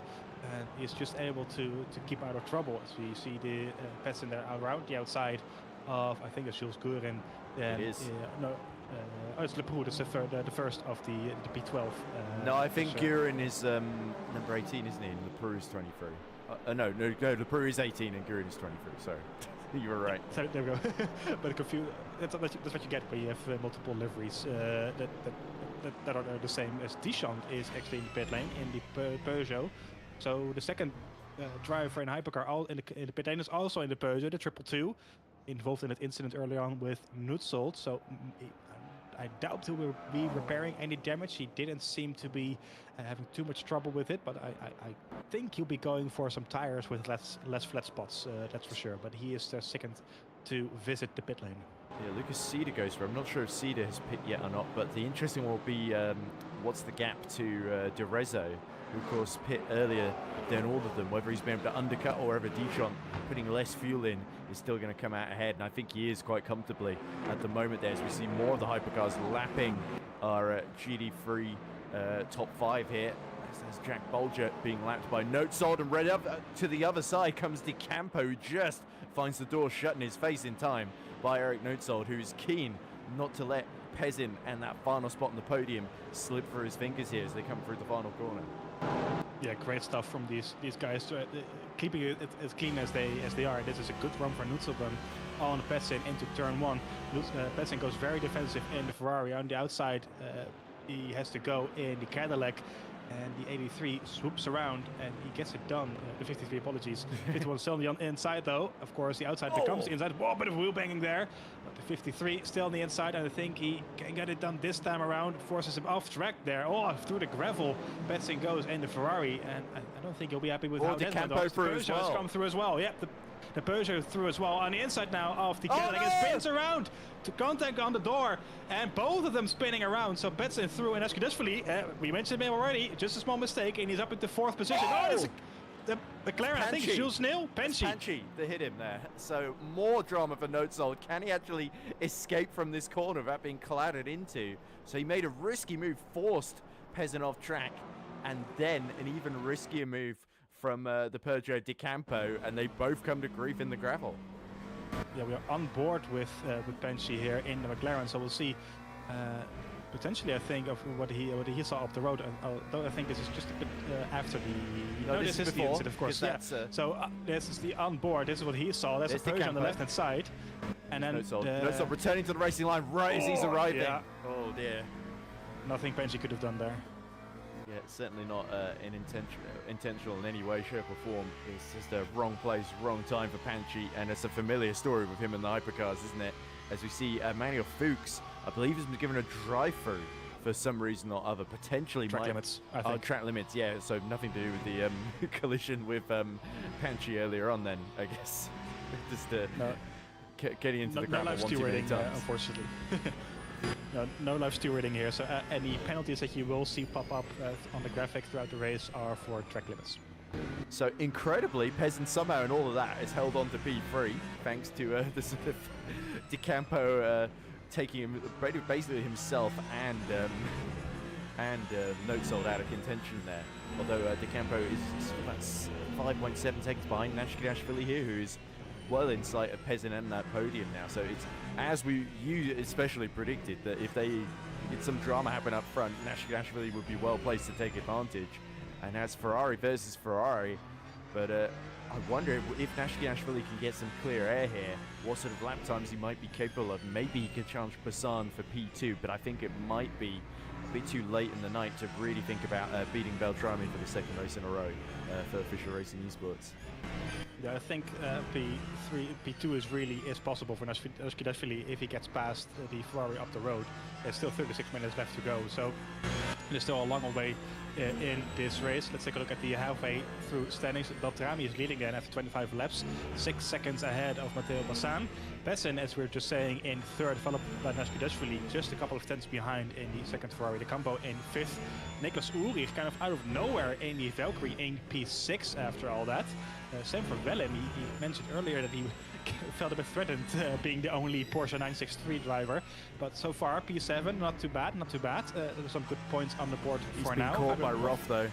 He is, so that's he's under threat for the position. Vader Roth in P8 for now, at least in the Cadillac, with Notesold after that spin in P9, Farinelli in P10. So he is currently in the final points playing position in hypercar. And I think we've had multiple DNFs already as well, as we just saw. I think that was Panchi being passed in the background, just on stream, by the way. Yeah, I think so. Yeah, that's probably because of the damage that he just got from that incident with Notesold, that he has been losing out now, to no surprise, really. GT3 and Materazzi is still leading, but just a little bit on Clemens Keinsel. Clemens Keinsel is not able to find a way past the Ford Mustang driver, but still keeping him very honest indeed, as you see there in the background. It was Bolger who made the move. Passed on Panchi, so there's still in the other way around in this graphic, but he did get past. Bueno is still in third, Zoranovic in fourth, Kurjan in fifth, Bolger then of course in sixth after passing Panchi, as you can see on screen.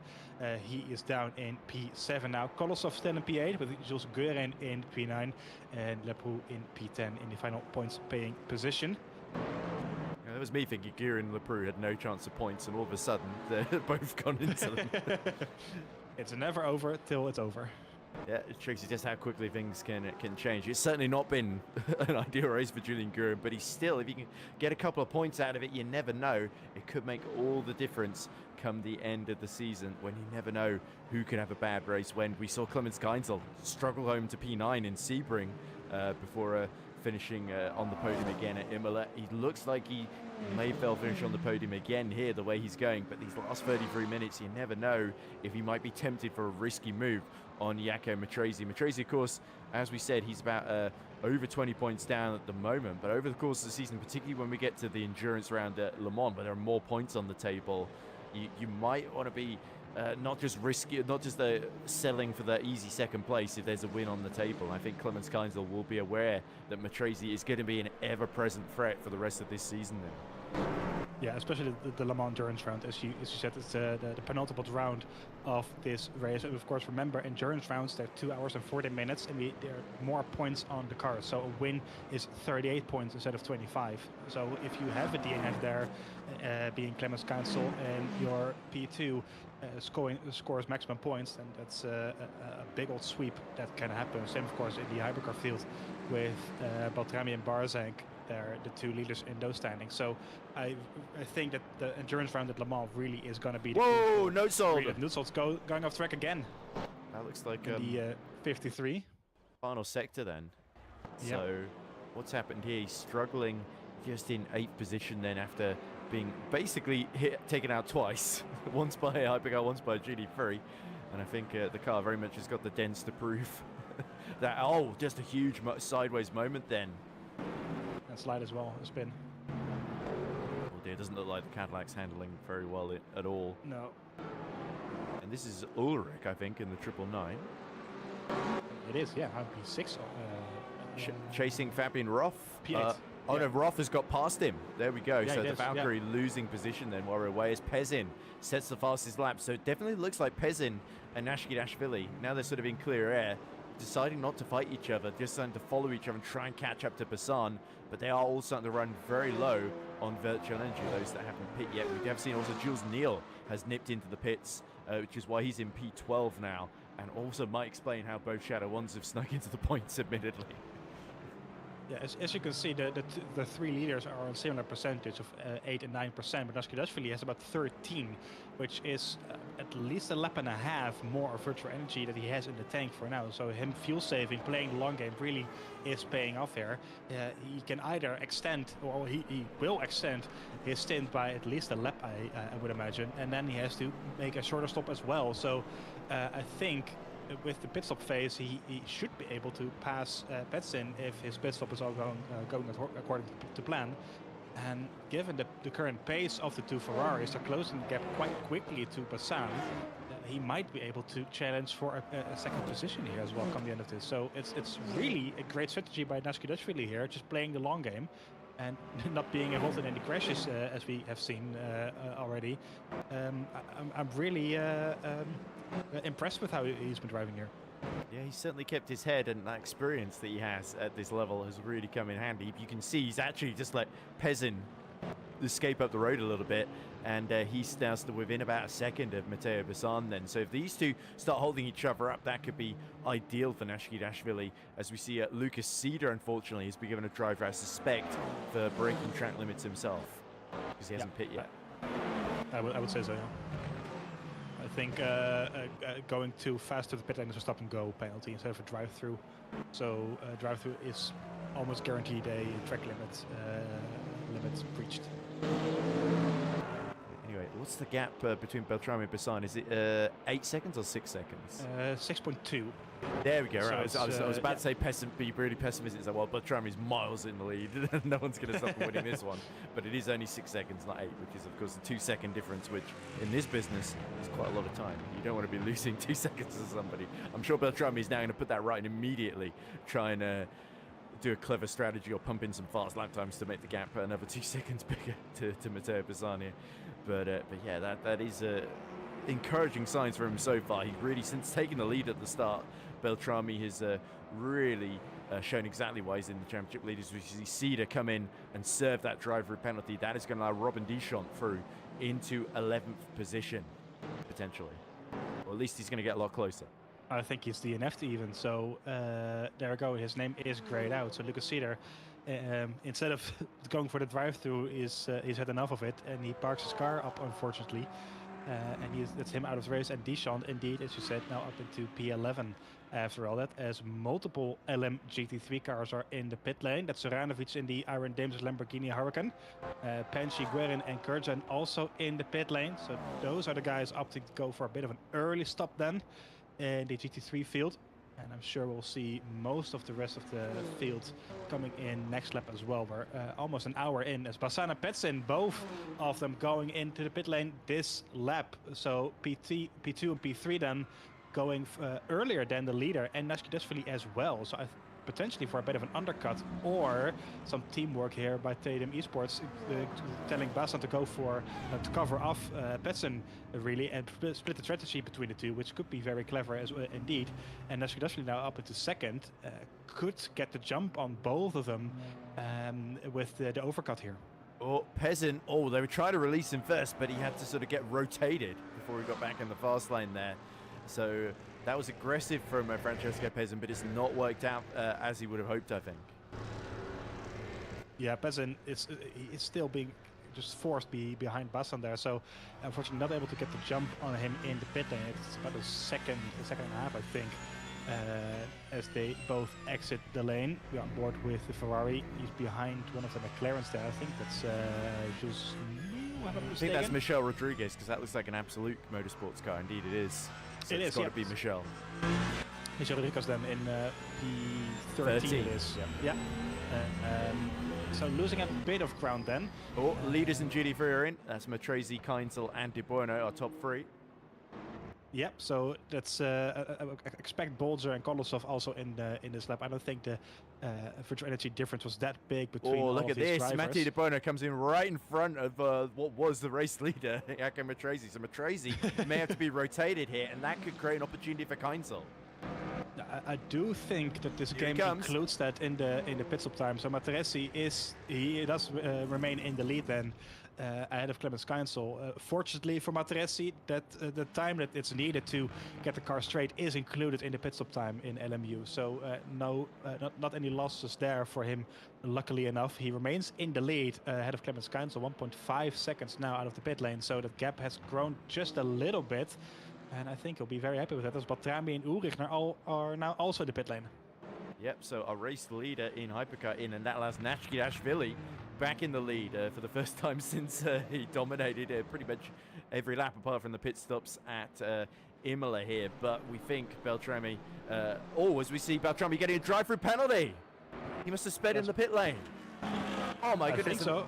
I was just saying that if he gets a gap of 8 seconds, it's all over. But he has blown this race wide open all of a sudden. I think he might have pulled the biggest thing, the biggest error you can make pretty much on this track is that the pit lane entry line is very, very strict. It's just after turn 16, and if you cross that white line, you will get an instant drive-through penalty. And I suspect he might have done that, which has caused him to get a drive-through penalty and lose at least 30 seconds then after this pit stop. This is potentially a replay then of Beltrami is in the pit lane here. There he goes out of his pit box. We'll see if he did cross the line then somewhere. Not really sure if we are able to see that. Bolger being released behind him. Yeah. I think so. Let's see if he did cross the line somewhere. Is he blends out then maybe? Or is it maybe on the limiter? It can only be the entry. I think it was on the entry, so I don't think we will be able to see that. In comes Nashkidashvili. This could be a crucial stop because now he's all of a sudden, if he can get ahead of Basan, or at least right behind Basan, he could be fighting for the race win for the second race in a row. Yeah, that's really the battle we're going to be focusing on now. But Rami is really out of the picture. That's 30 seconds lost to him. So he was leading this whole race, but he's out of the picture now. He's not going to win this anymore. It's going to be between Nashkidashvili and Basan, as you said. So Nashkidashvili in the pit lane will take a... That is Basan, I think. No, that's Beltrami doing another lap. So he's not serving it instantly because he wants to at least get back into the lead temporarily. Nashkidashvili emerges from the pit lane. This looks very, very good for him so far. Has he played it smarter than anybody? Into the first corner he comes. De Campo, 7 seconds adrift. He hasn't pit. There comes Basan. So there we go. Nashkidashvili in second place, 4 seconds off Beltrami. And he knows Beltrami will have to serve that drive-through ahead of him. So very much, I hate to say it, but I think Marco Beltrami has scored a massive own goal, not just in this race, but potentially in the championship as well. This is going to be another opportunity for Nashkidashvili to close in on it. I don't think it's just a single own goal. It's 5 own goals within the 5 Well, let's not put the boot in to elevate the football metaphor. But anyway, no, but it's a massive shame for Beltrami. This was his chance to extend the lead on Mateusz Barzank. Of course, Barzank out of this race. He is in second position. You see both of the McLarens there. Oh, very close indeed for the 28 and 22. Neil and Panchi. Here it is. It's still on the outside. gets on the inside, and I think he gets it down through the gravel there. It goes one of the Fisher A's. That's He's rough. mostly the 277. Deciding to just stay well clear. Oh, Panchy gets his big boy pants on and starts bullying Neil through turn 6, then into 7. They're still side by side, and Neil refusing to yield. This is really exciting wheel-to-wheel stuff. Jack Bolger is now right with them in the Porsche. You can see right behind, as through also comes Robin Deschamps, trying not to get mixed up in this. Oh my goodness, Panchy trying to go for another late move and having to back out there, and Bolger with a fantastic view, and now's the moment to get involved. He's going to try and go around the outside of Mattia Panchy here. They barge once, twice. Will it be 3 times? I think Bolger's got the inside here. 4, here we go. There's 3. So he decided to complete the hat trick there, but Panchy loses the position, and Bolger opportunistically taking advantage to get through. And as Beltrami, is he going to have to serve that penalty soon? Surely he's got to. He has to, within 3 laps of getting it. So it's either this lap or next lap that he has to come in and serve that drive-through penalty. 25 to 30 seconds lost then for him. That was a great move by Jack Bolger, just using the opportunity of Panchy going slow, and Panchy really not eager to give up the position, defending it with a lot of effort, a lot of aggression, but he failed out nonetheless. It's about a second now down on Jack Bolger, and Bolger P8 now. That's a great stuff for the DCS racing team in the number 7 992. Great result if he is able to keep this going within the last 20 minutes. And Panchy, I think he'll won't be too happy with how all of that went down, with both the Fisher Racing esports team, the hypercars involved as well, in the hands of Roth and Deschamps. So great stuff out on track, and the McLarens really not giving each other an inch of room. And Jack Bolger is the one that gets away with it and scores an extra position there. Yeah, it's just full push on the back of the DCS racing car. Also is on the front too. But yeah, and I think for Mattia Panchy, it's been another bit of a difficult race for him, where things have really not gone to plan. As here is Matteo Bassan still being closed in by Pesin, and Pesin has now got De Campo for company. So De Campo, by pitting a bit earlier, sort of worked his way back into the mix here in this fight for what was currently P3, but it's about to become the P2 battle once more, as in comes Marco Beltrami. So he will drop down to P5 as a result of this. Luckily, a big gap to Alphonse Vellin, who is still resolutely holding on to P6, doing a fantastic job in the somewhat unfancied Porsche 963. And Fabian Roth has fallen to about 2 seconds behind him in all of this. Robin Deschamps, by the way, is only about 3 seconds behind Fabian Roth. So Deschamps, I think, is going to be the big threat in that P6 battle. Yeah, I would say so. And yes, you said, yeah, he's come out right ahead of Vellin. Actually, I think Vellin might have got him. Might get him there we go. There we go. So it is. No, that was back again. So it's very close between the Porsche and the Cadillac, as you were kind of predicting there. I think the Cadillac got him in the end. But Vellin still in P6. Very, very impressive stuff as well. There we see them out on track. We haven't really seen Vellin on the stream just yet. 27. He's keeping his car well on us there in P6. He's briefly his greatest moment, overtaking the championship leader, and we missed it completely. Poor Alphonse. poor Alphonse. Well, I mean, if he gets P6, I don't think he'll be too upset either way. But certainly he's driven brilliantly today, isn't he? Well, he got a replay of it though. This is the championship leader serving his drive-through penalty, and on the exit. It's a bit of a walk of shame, isn't it, in this situation? It is, yeah. Especially when we get a whole replay for it as well. That is Vellin there in the 27 Porsche, and I think he'll go around the outside of the Cadillac into turn 1. There he goes, sweeps around the outside of the 69 car, and just not able to complete the move. So almost got it done, but just missing out a little bit. I think Vellin was surprised to see him at all there. I think it's like, when you lead the race. So, yeah. So like, hold up, weren't you like leading this like 2 minutes ago? Yeah, by quite a way as well. But anyway, it's a complete role reversal, and Nashidashvili now is looking to do real damage in the championship. So he is 4th place at the moment, 29 points to his name. Marco Beltrami, 64 points to his name. So that is a gap of about 35 points, isn't it? At the moment, if it finishes as is with Nashidashvili in 1st, Beltrami in 5th, that's a difference of about, is that about 20 points, isn't it? Between 1st and 5th, because it's 10 points for 15 points, sorry, so 10 for 5th, 25 for the win.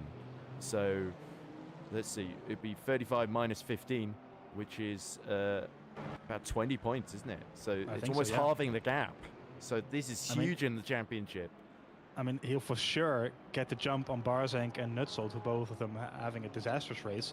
Neither of them competing him anymore. So Neskidashvili for sure will move up to P2 in the standings. I think Nutsold is still running, but he did get a drive-through, so I'm not sure if he's... Yeah, at least he's out of the points for now. So more than one lap down, I think.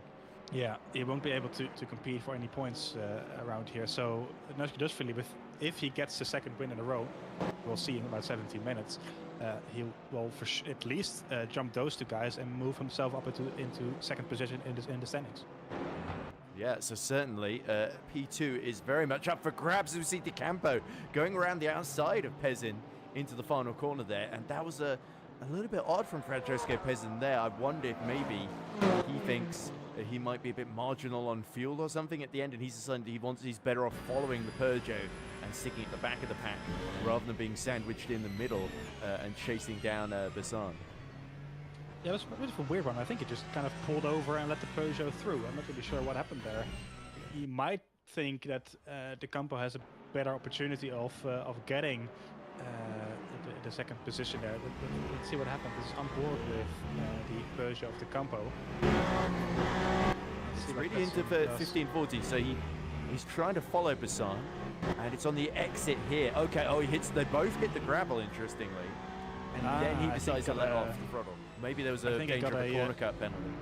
Yeah, exactly. I think he might have been on the verge of getting a track limit there and decided to just back off and not get an extra point in there. It might be on the verge of a drive-through then for him if he is he wants, let's say, position go even for a track limit. So if it's the case, it's very marginally for Petson there, losing a position because of not wanting to get another track limit point, which is not boding well if there's still 60 minutes left to go.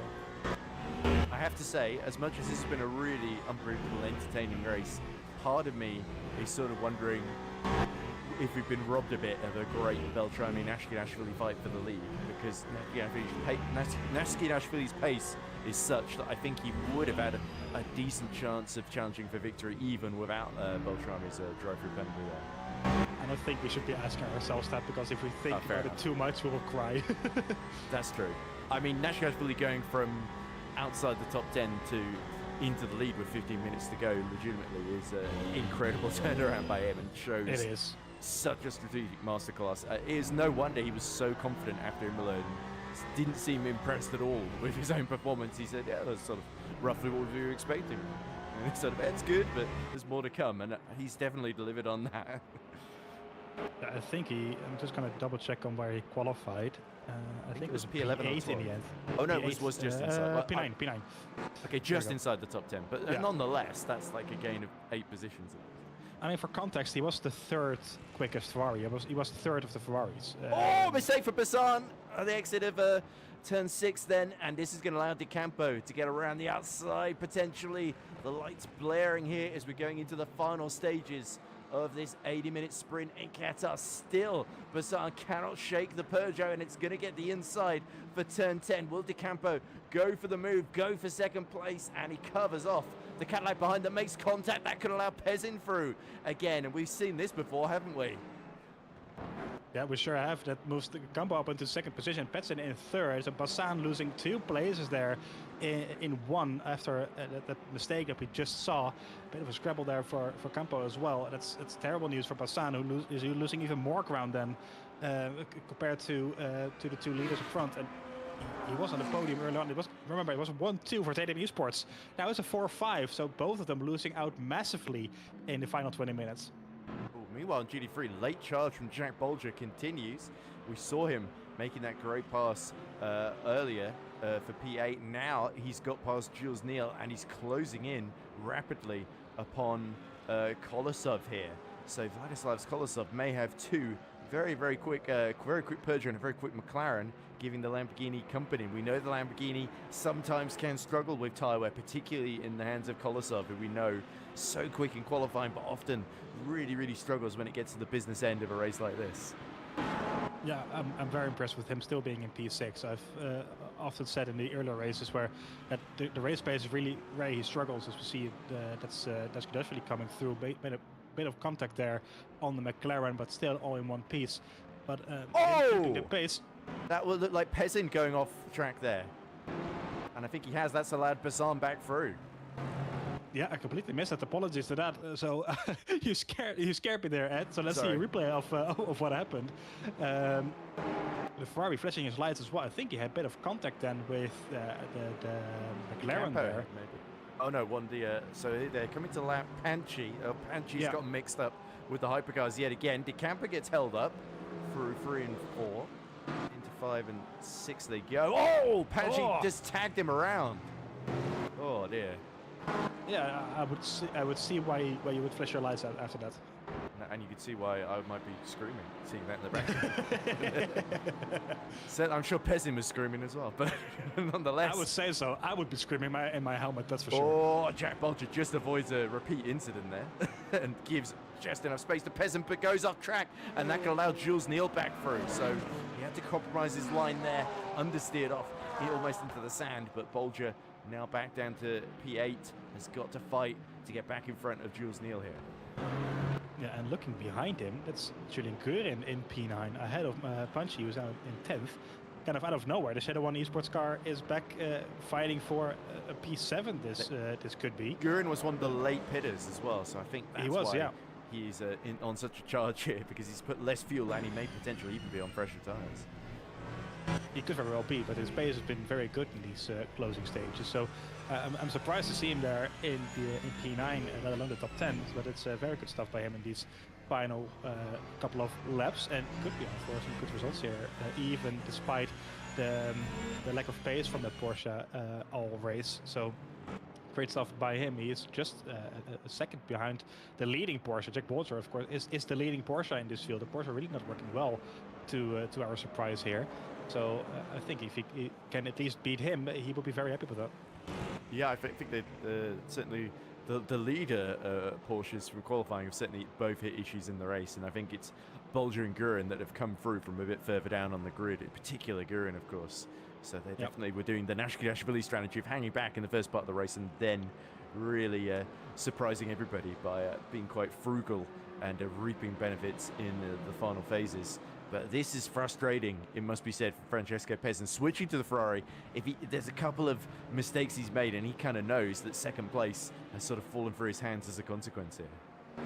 Well, he might be on for a move here, though, on Bassan. It's a couple of tenths between these two. Looking very quick in the slipstream of the Cadillac. It's been too far back this time around in turn 1.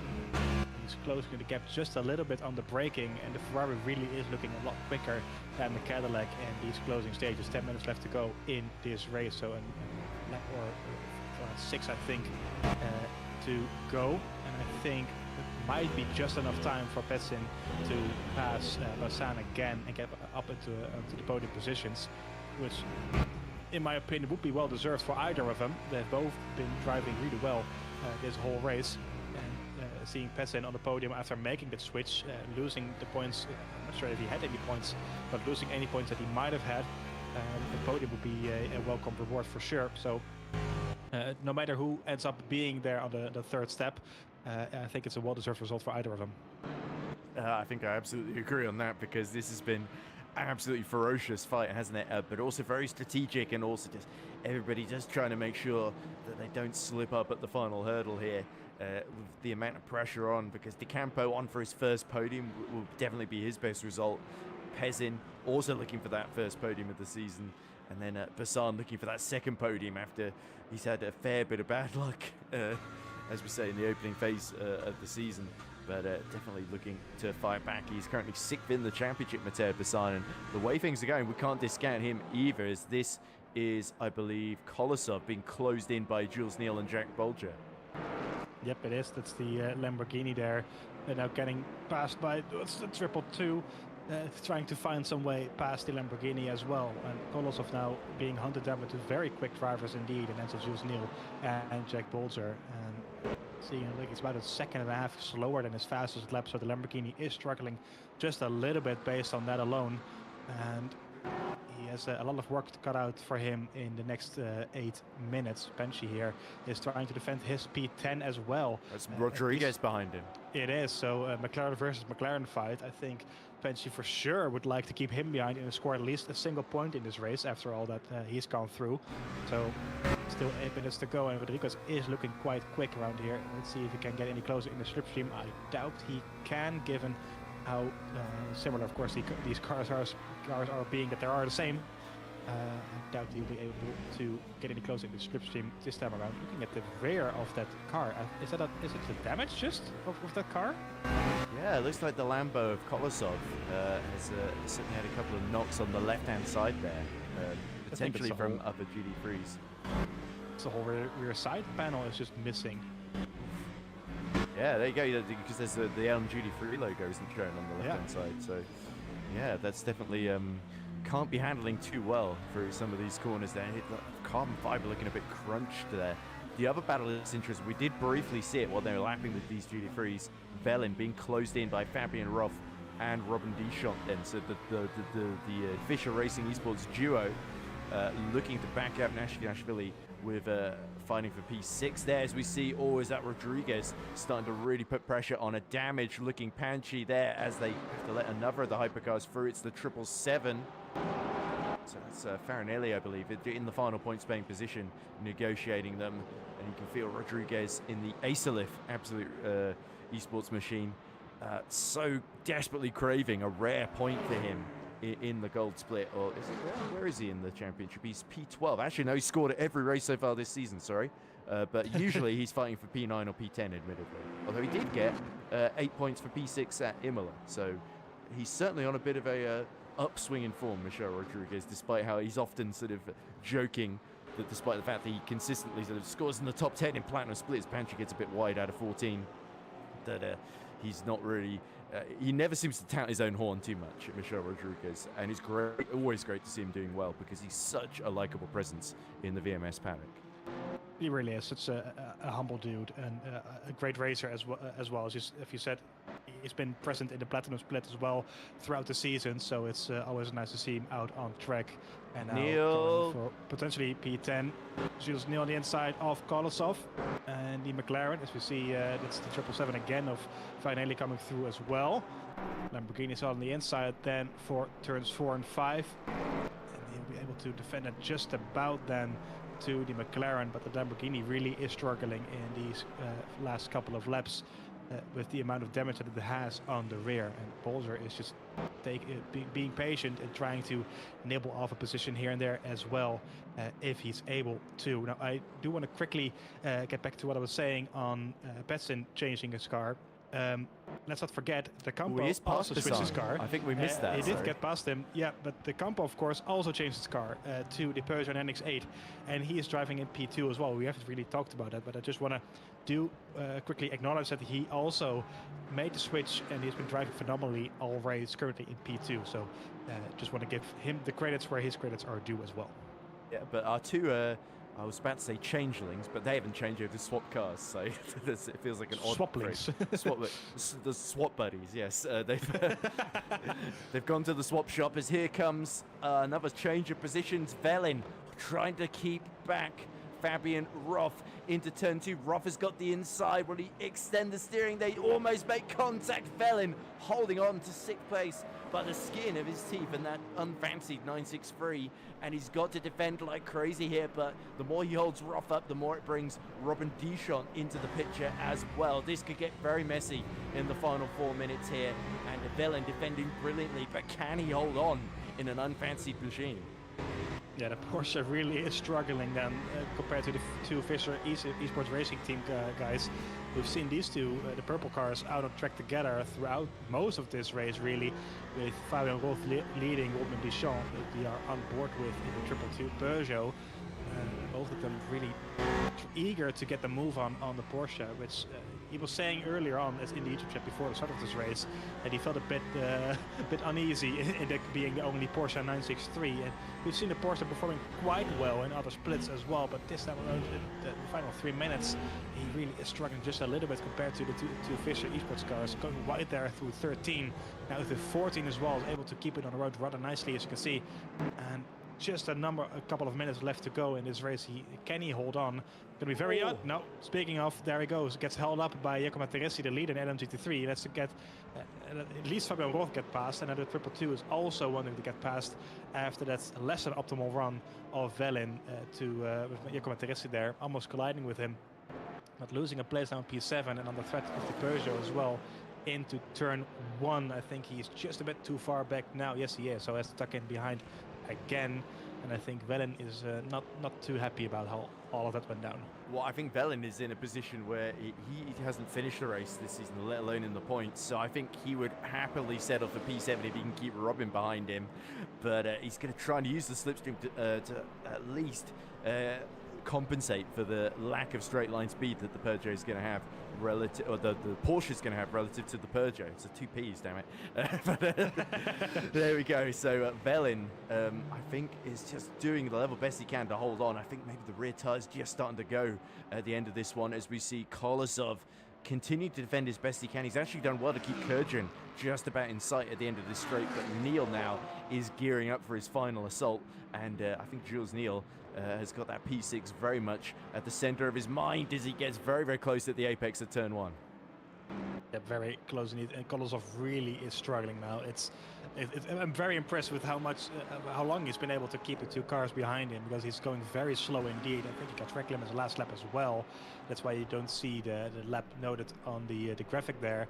But he's just, especially in the corners around here, you can just see how much more speed the McLaren is able to carry through with the amount of damage that he's carrying on the rear of that Lamborghini. You can see that the whole body panel is missing. So a lot of contact being made there on the rear of the Lamborghini, and somehow able to keep the 2 guys behind. Bolzer, as you mentioned a number of times now, really been on a search this race. As I think that's the McLaren going a bit defensive on the Porsche. I think Neil either didn't get a great exit, or he's trying to avoid getting a corner cutting penalty, essentially. I think he also, yeah. So that was a lucky escape for him, as still, and round the outside, completing the move is Michel Rodriguez. So Panchi is dropped out of the points now, much to his disappointment, and it is Rodriguez. Happy days for the Super Swede. He is going to take a point home, and he's going to score in every race so far this season. Well, that's no easy feat, as you all have seen. It's very easy to make a small mistake and get out of the race.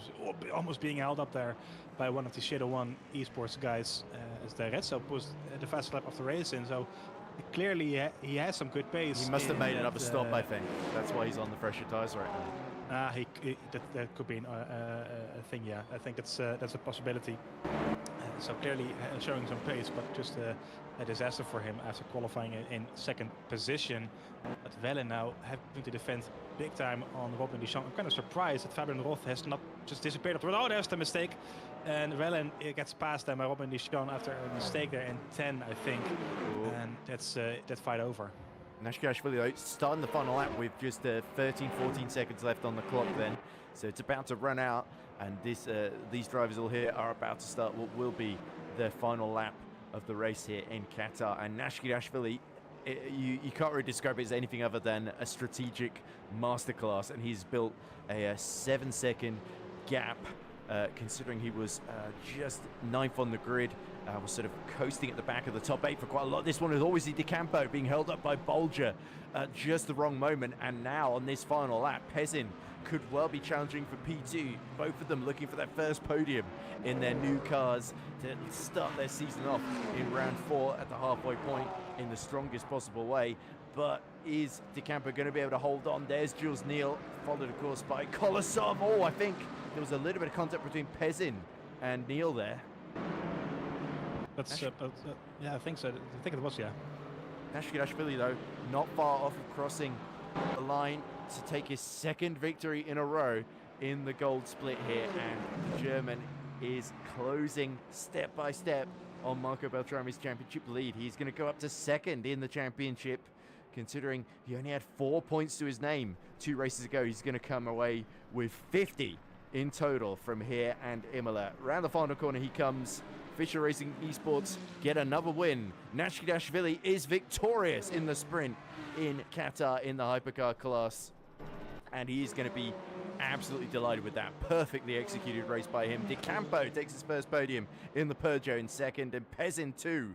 having qualified on pole position, will round out the podium. But it's a day of what could have been for Tatum Esports in Hypercar. Bassan comes home at 4th, even more distant. Beltrami, after that pit lane speeding incident, will come home in a distant 5th in a race that he was leading.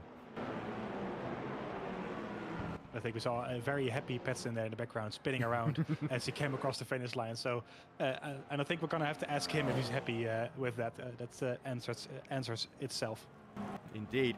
Just crossing the line now are Roth, Deschamps, and Velin. So Velin will take 4 points. That's his first points of the season, the first points of the Porsche 963 in the gold split this season, of course.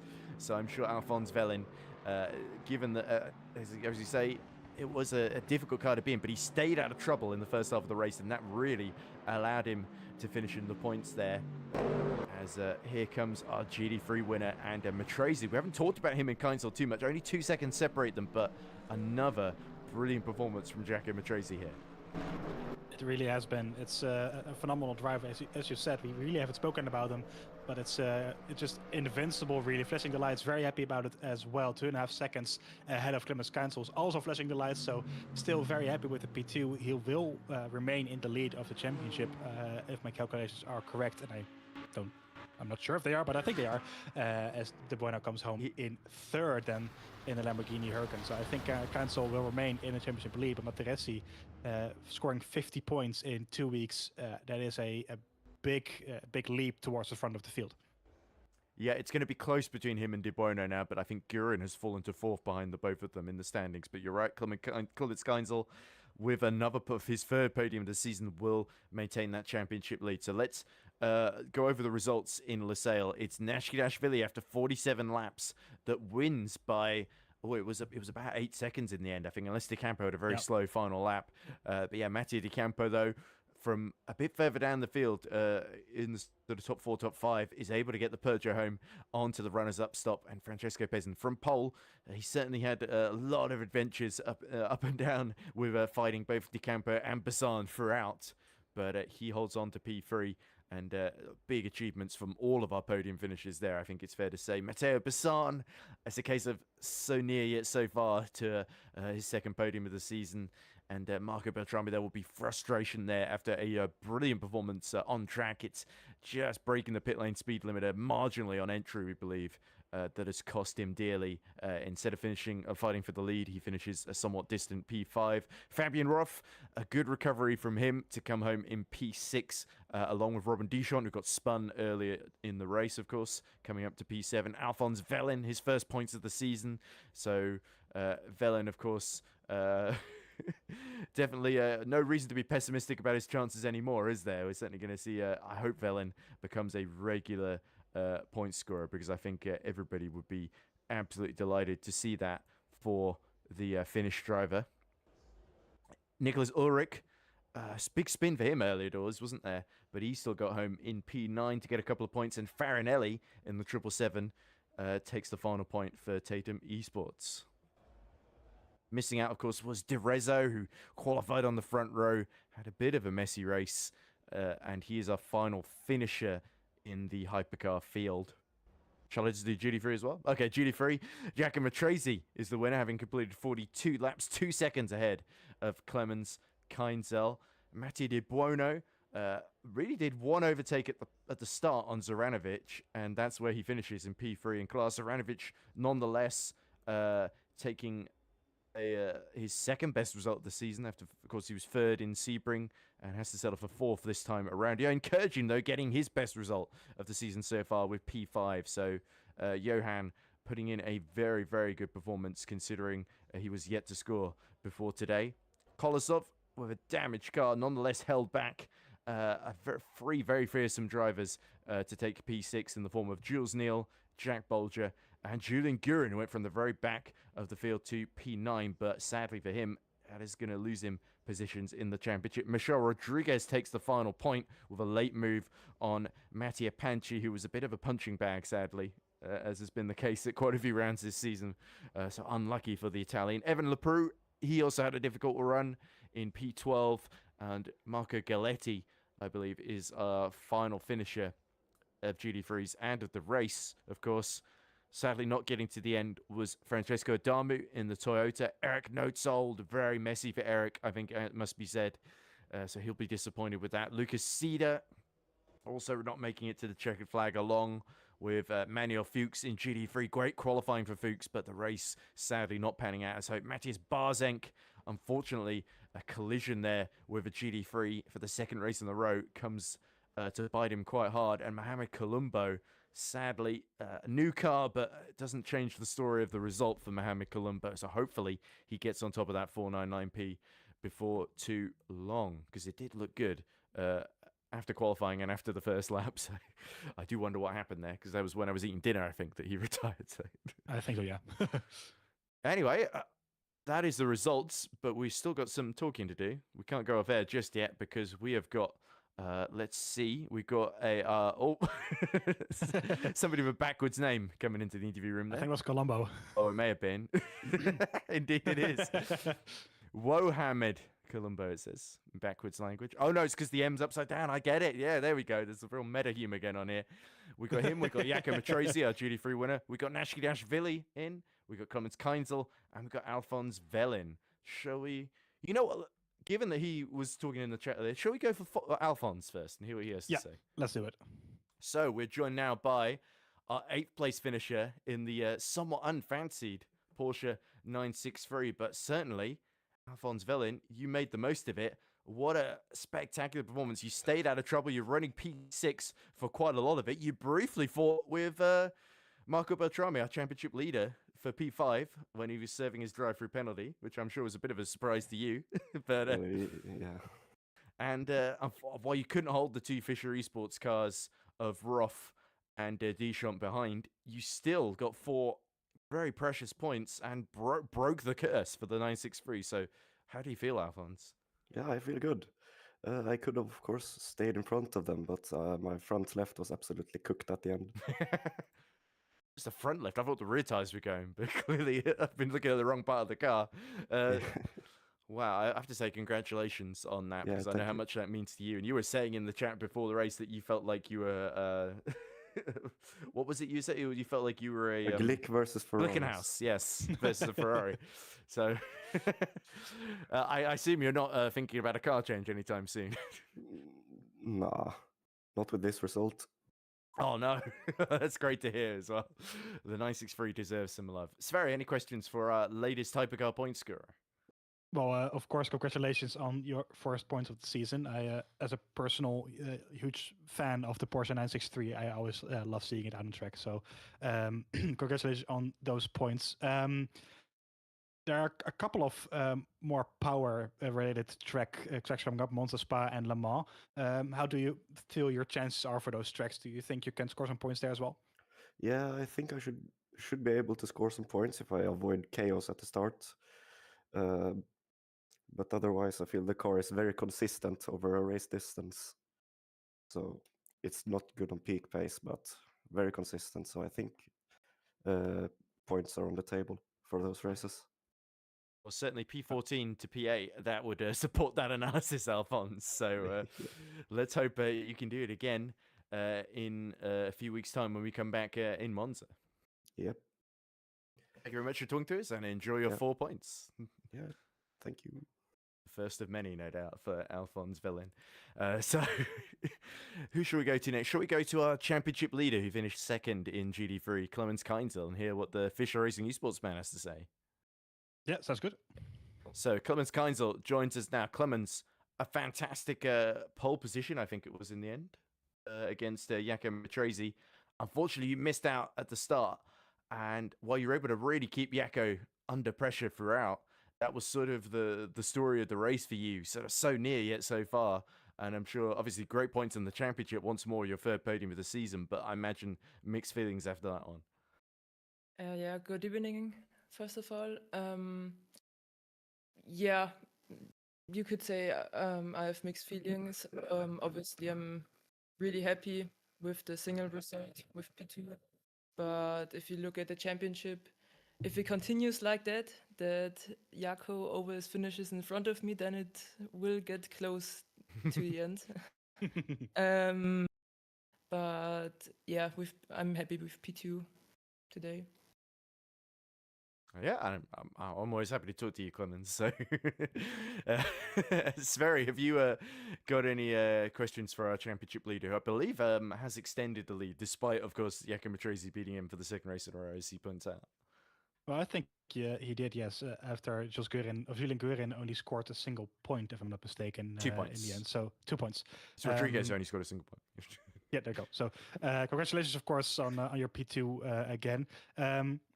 Here you did the calculations already as to where you can finish to get the championship if Matrese wins everything, or is it still like are you comfortable with finishing second every time, or you just want to win and stay ahead of him and make sure you win it with like 2 rounds to go?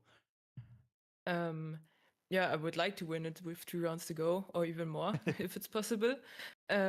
No, I haven't done any calculations on that. Yeah, I always try to get the win every weekend. So, yeah. No chance on backing off anytime soon. Yeah, don't fall for the bait here, Clemens. Yeah. This is a leading question.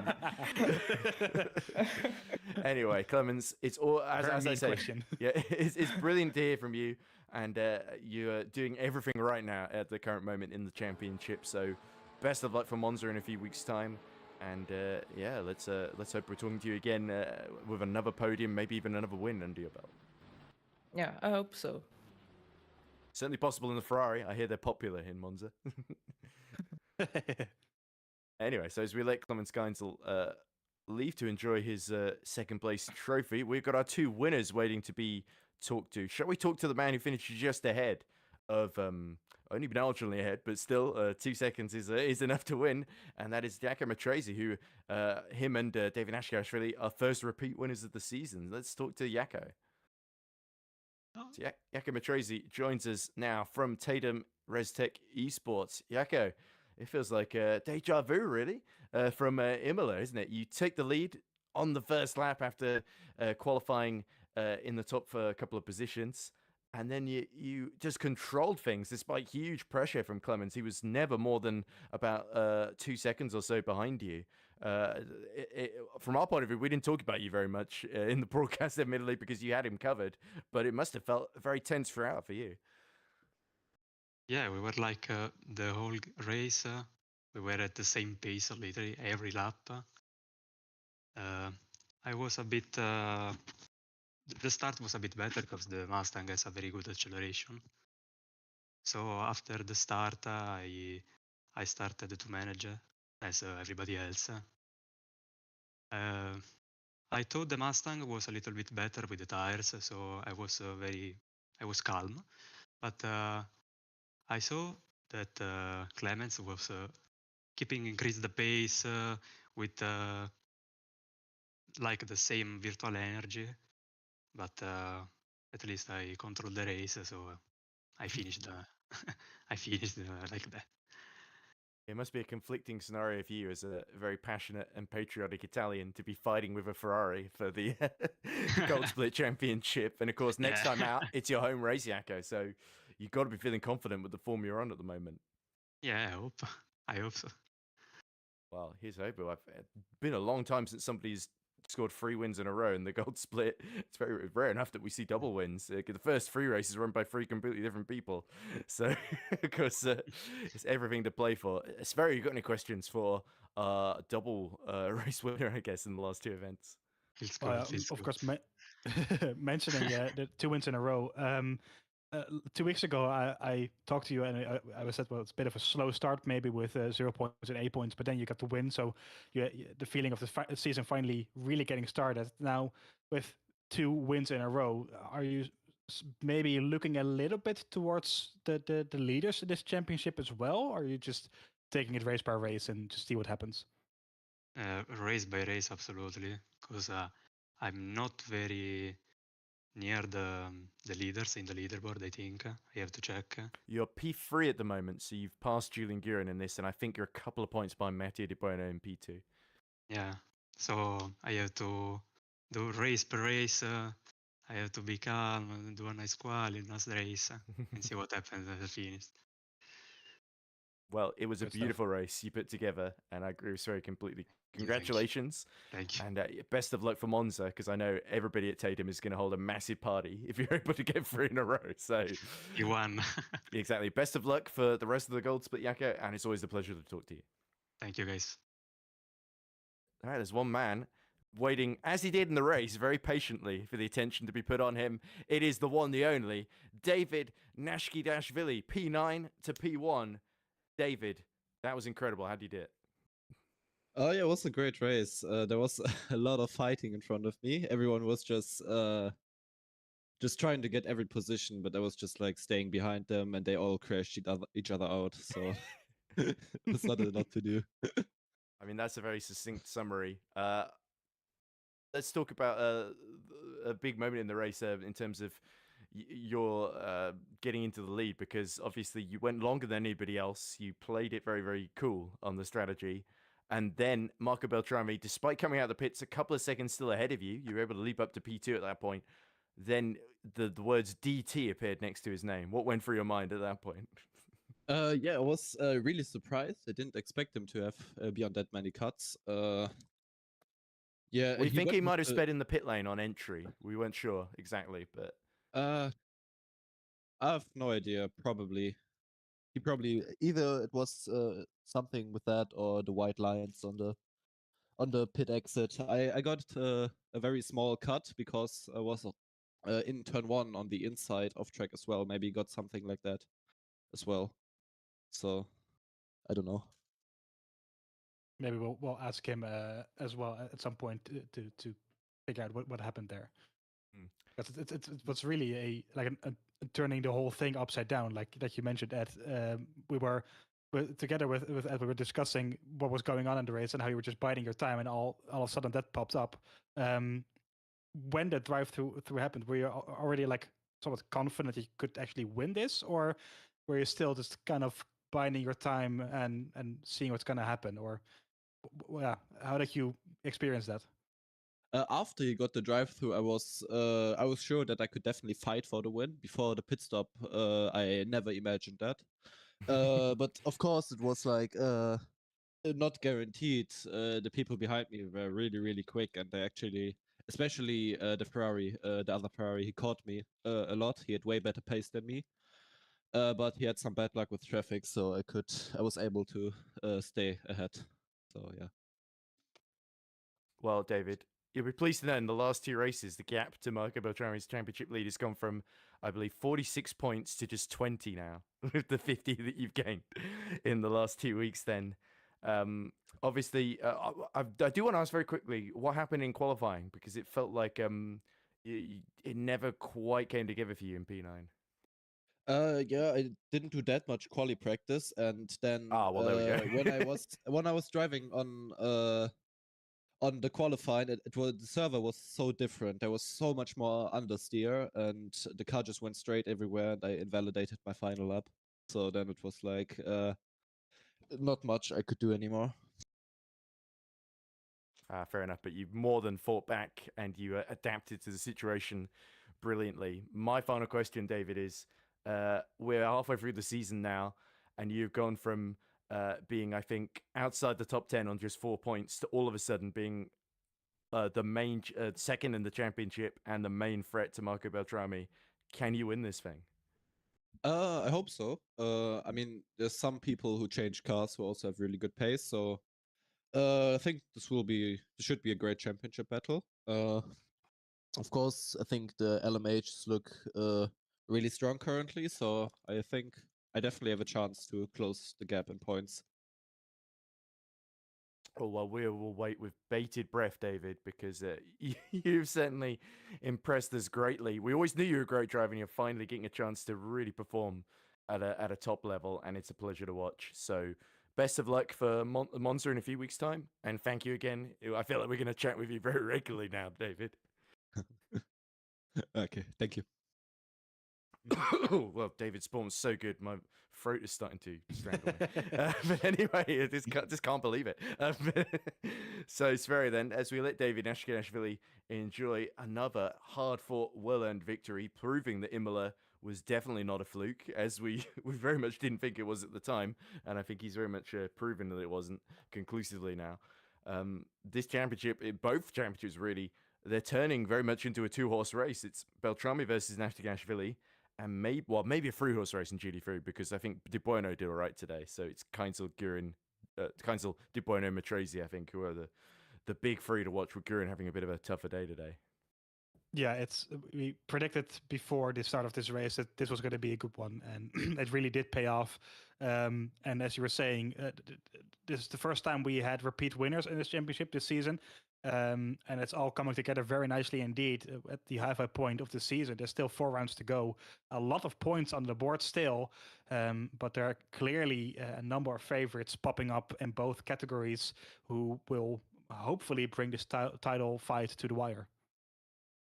Absolutely. So I think that's what we all would love to see. Although I'm sure the people leading those championships will hope they can wrap it up like Clemens Keinsel was. You were saying that Clemens that he would want to seal it before the final round, just to make it totally boring for us, and very exciting for him, of course, because he gets to celebrate it 2 weeks early. But anyway, that concludes the action from Qatar. We'll be back for the 5th gold split race, of course, Monza 22nd of March, and then they come thick and fast, of course, Spa on the 12th of April, our endurance round at Le Mans 26th of April, and Bahrain on the 10th of May. And at the end of Bahrain, we'll know for sure who our Hypercar and GT3 champions will be, unless there's some sort of bizarre controversy that means the results take a while. Let's hope it doesn't. Let's hope not, no. Yeah. But anyway, what have we got to look forward to in the meantime, before Monza on the 22nd? I believe we have got the Silver Split is up next with Le Mans Endurance Round on the 13th of March. So Sverre Kolman will no doubt take you through all the action there. The next Platinum Split round, of course, will be next week, and it will be another endurance round. It will be Spa on the 15th of March, Mother's Day. So Mother's Day at Spa, and I believe it should be me and Spa Day, if you will. Me and Chris Buxton on the commentary for that one, so I should be coming back. Yes, which Back is to always back races. Yeah, and is there anything else I'm forgetting to mention, Sverre, before we sign off? Well, of course, as you mentioned in the early stages of this broadcast, we are now proudly sponsored by Hymo Setups. So if you are looking for a new setup for your own car or race or competition, or potentially drive while you're driving at the VMS, don't forget to use the code VMS10 at checkout for 10% off your setup subscription. So do not forget about that. Well, at least we've both done the promo now, so it spreads it out quite evenly. But anyway, I think that's a great place to leave it then. So congrats once more to David Nastagashvili and Jaakko Matrese taking 2 wins in a row. But at Monza, we're going to see whether the streak can be broken, whether somebody else can stand on the top set once again, and whether our championship leaders are going to be able to hold on as the fight heats up into the second phase of the season. So it's goodbye from me. It's goodbye from Sverre Kolman alongside the commentary and James Hough, who has brilliantly been leading broadcaster action. We're not giving James a shout out yet in the broadcast, so No, we haven't. it's only fitting that I think he should get all the attention, all the love, because somebody joked, I think, beforehand, oh, let's hope James does a better job than the F1 broadcaster director. I think James always does a brilliant job. So I think he certainly was abreast of as much of the action as any human being could realistically hope to be. We all know how tough that is. So thank you very much, James, everybody at VMS as well. And 4 races done, 4 to go. We'll see you in 2 weeks' time. It's goodbye from all of us at the VMS Pro Series. Good night.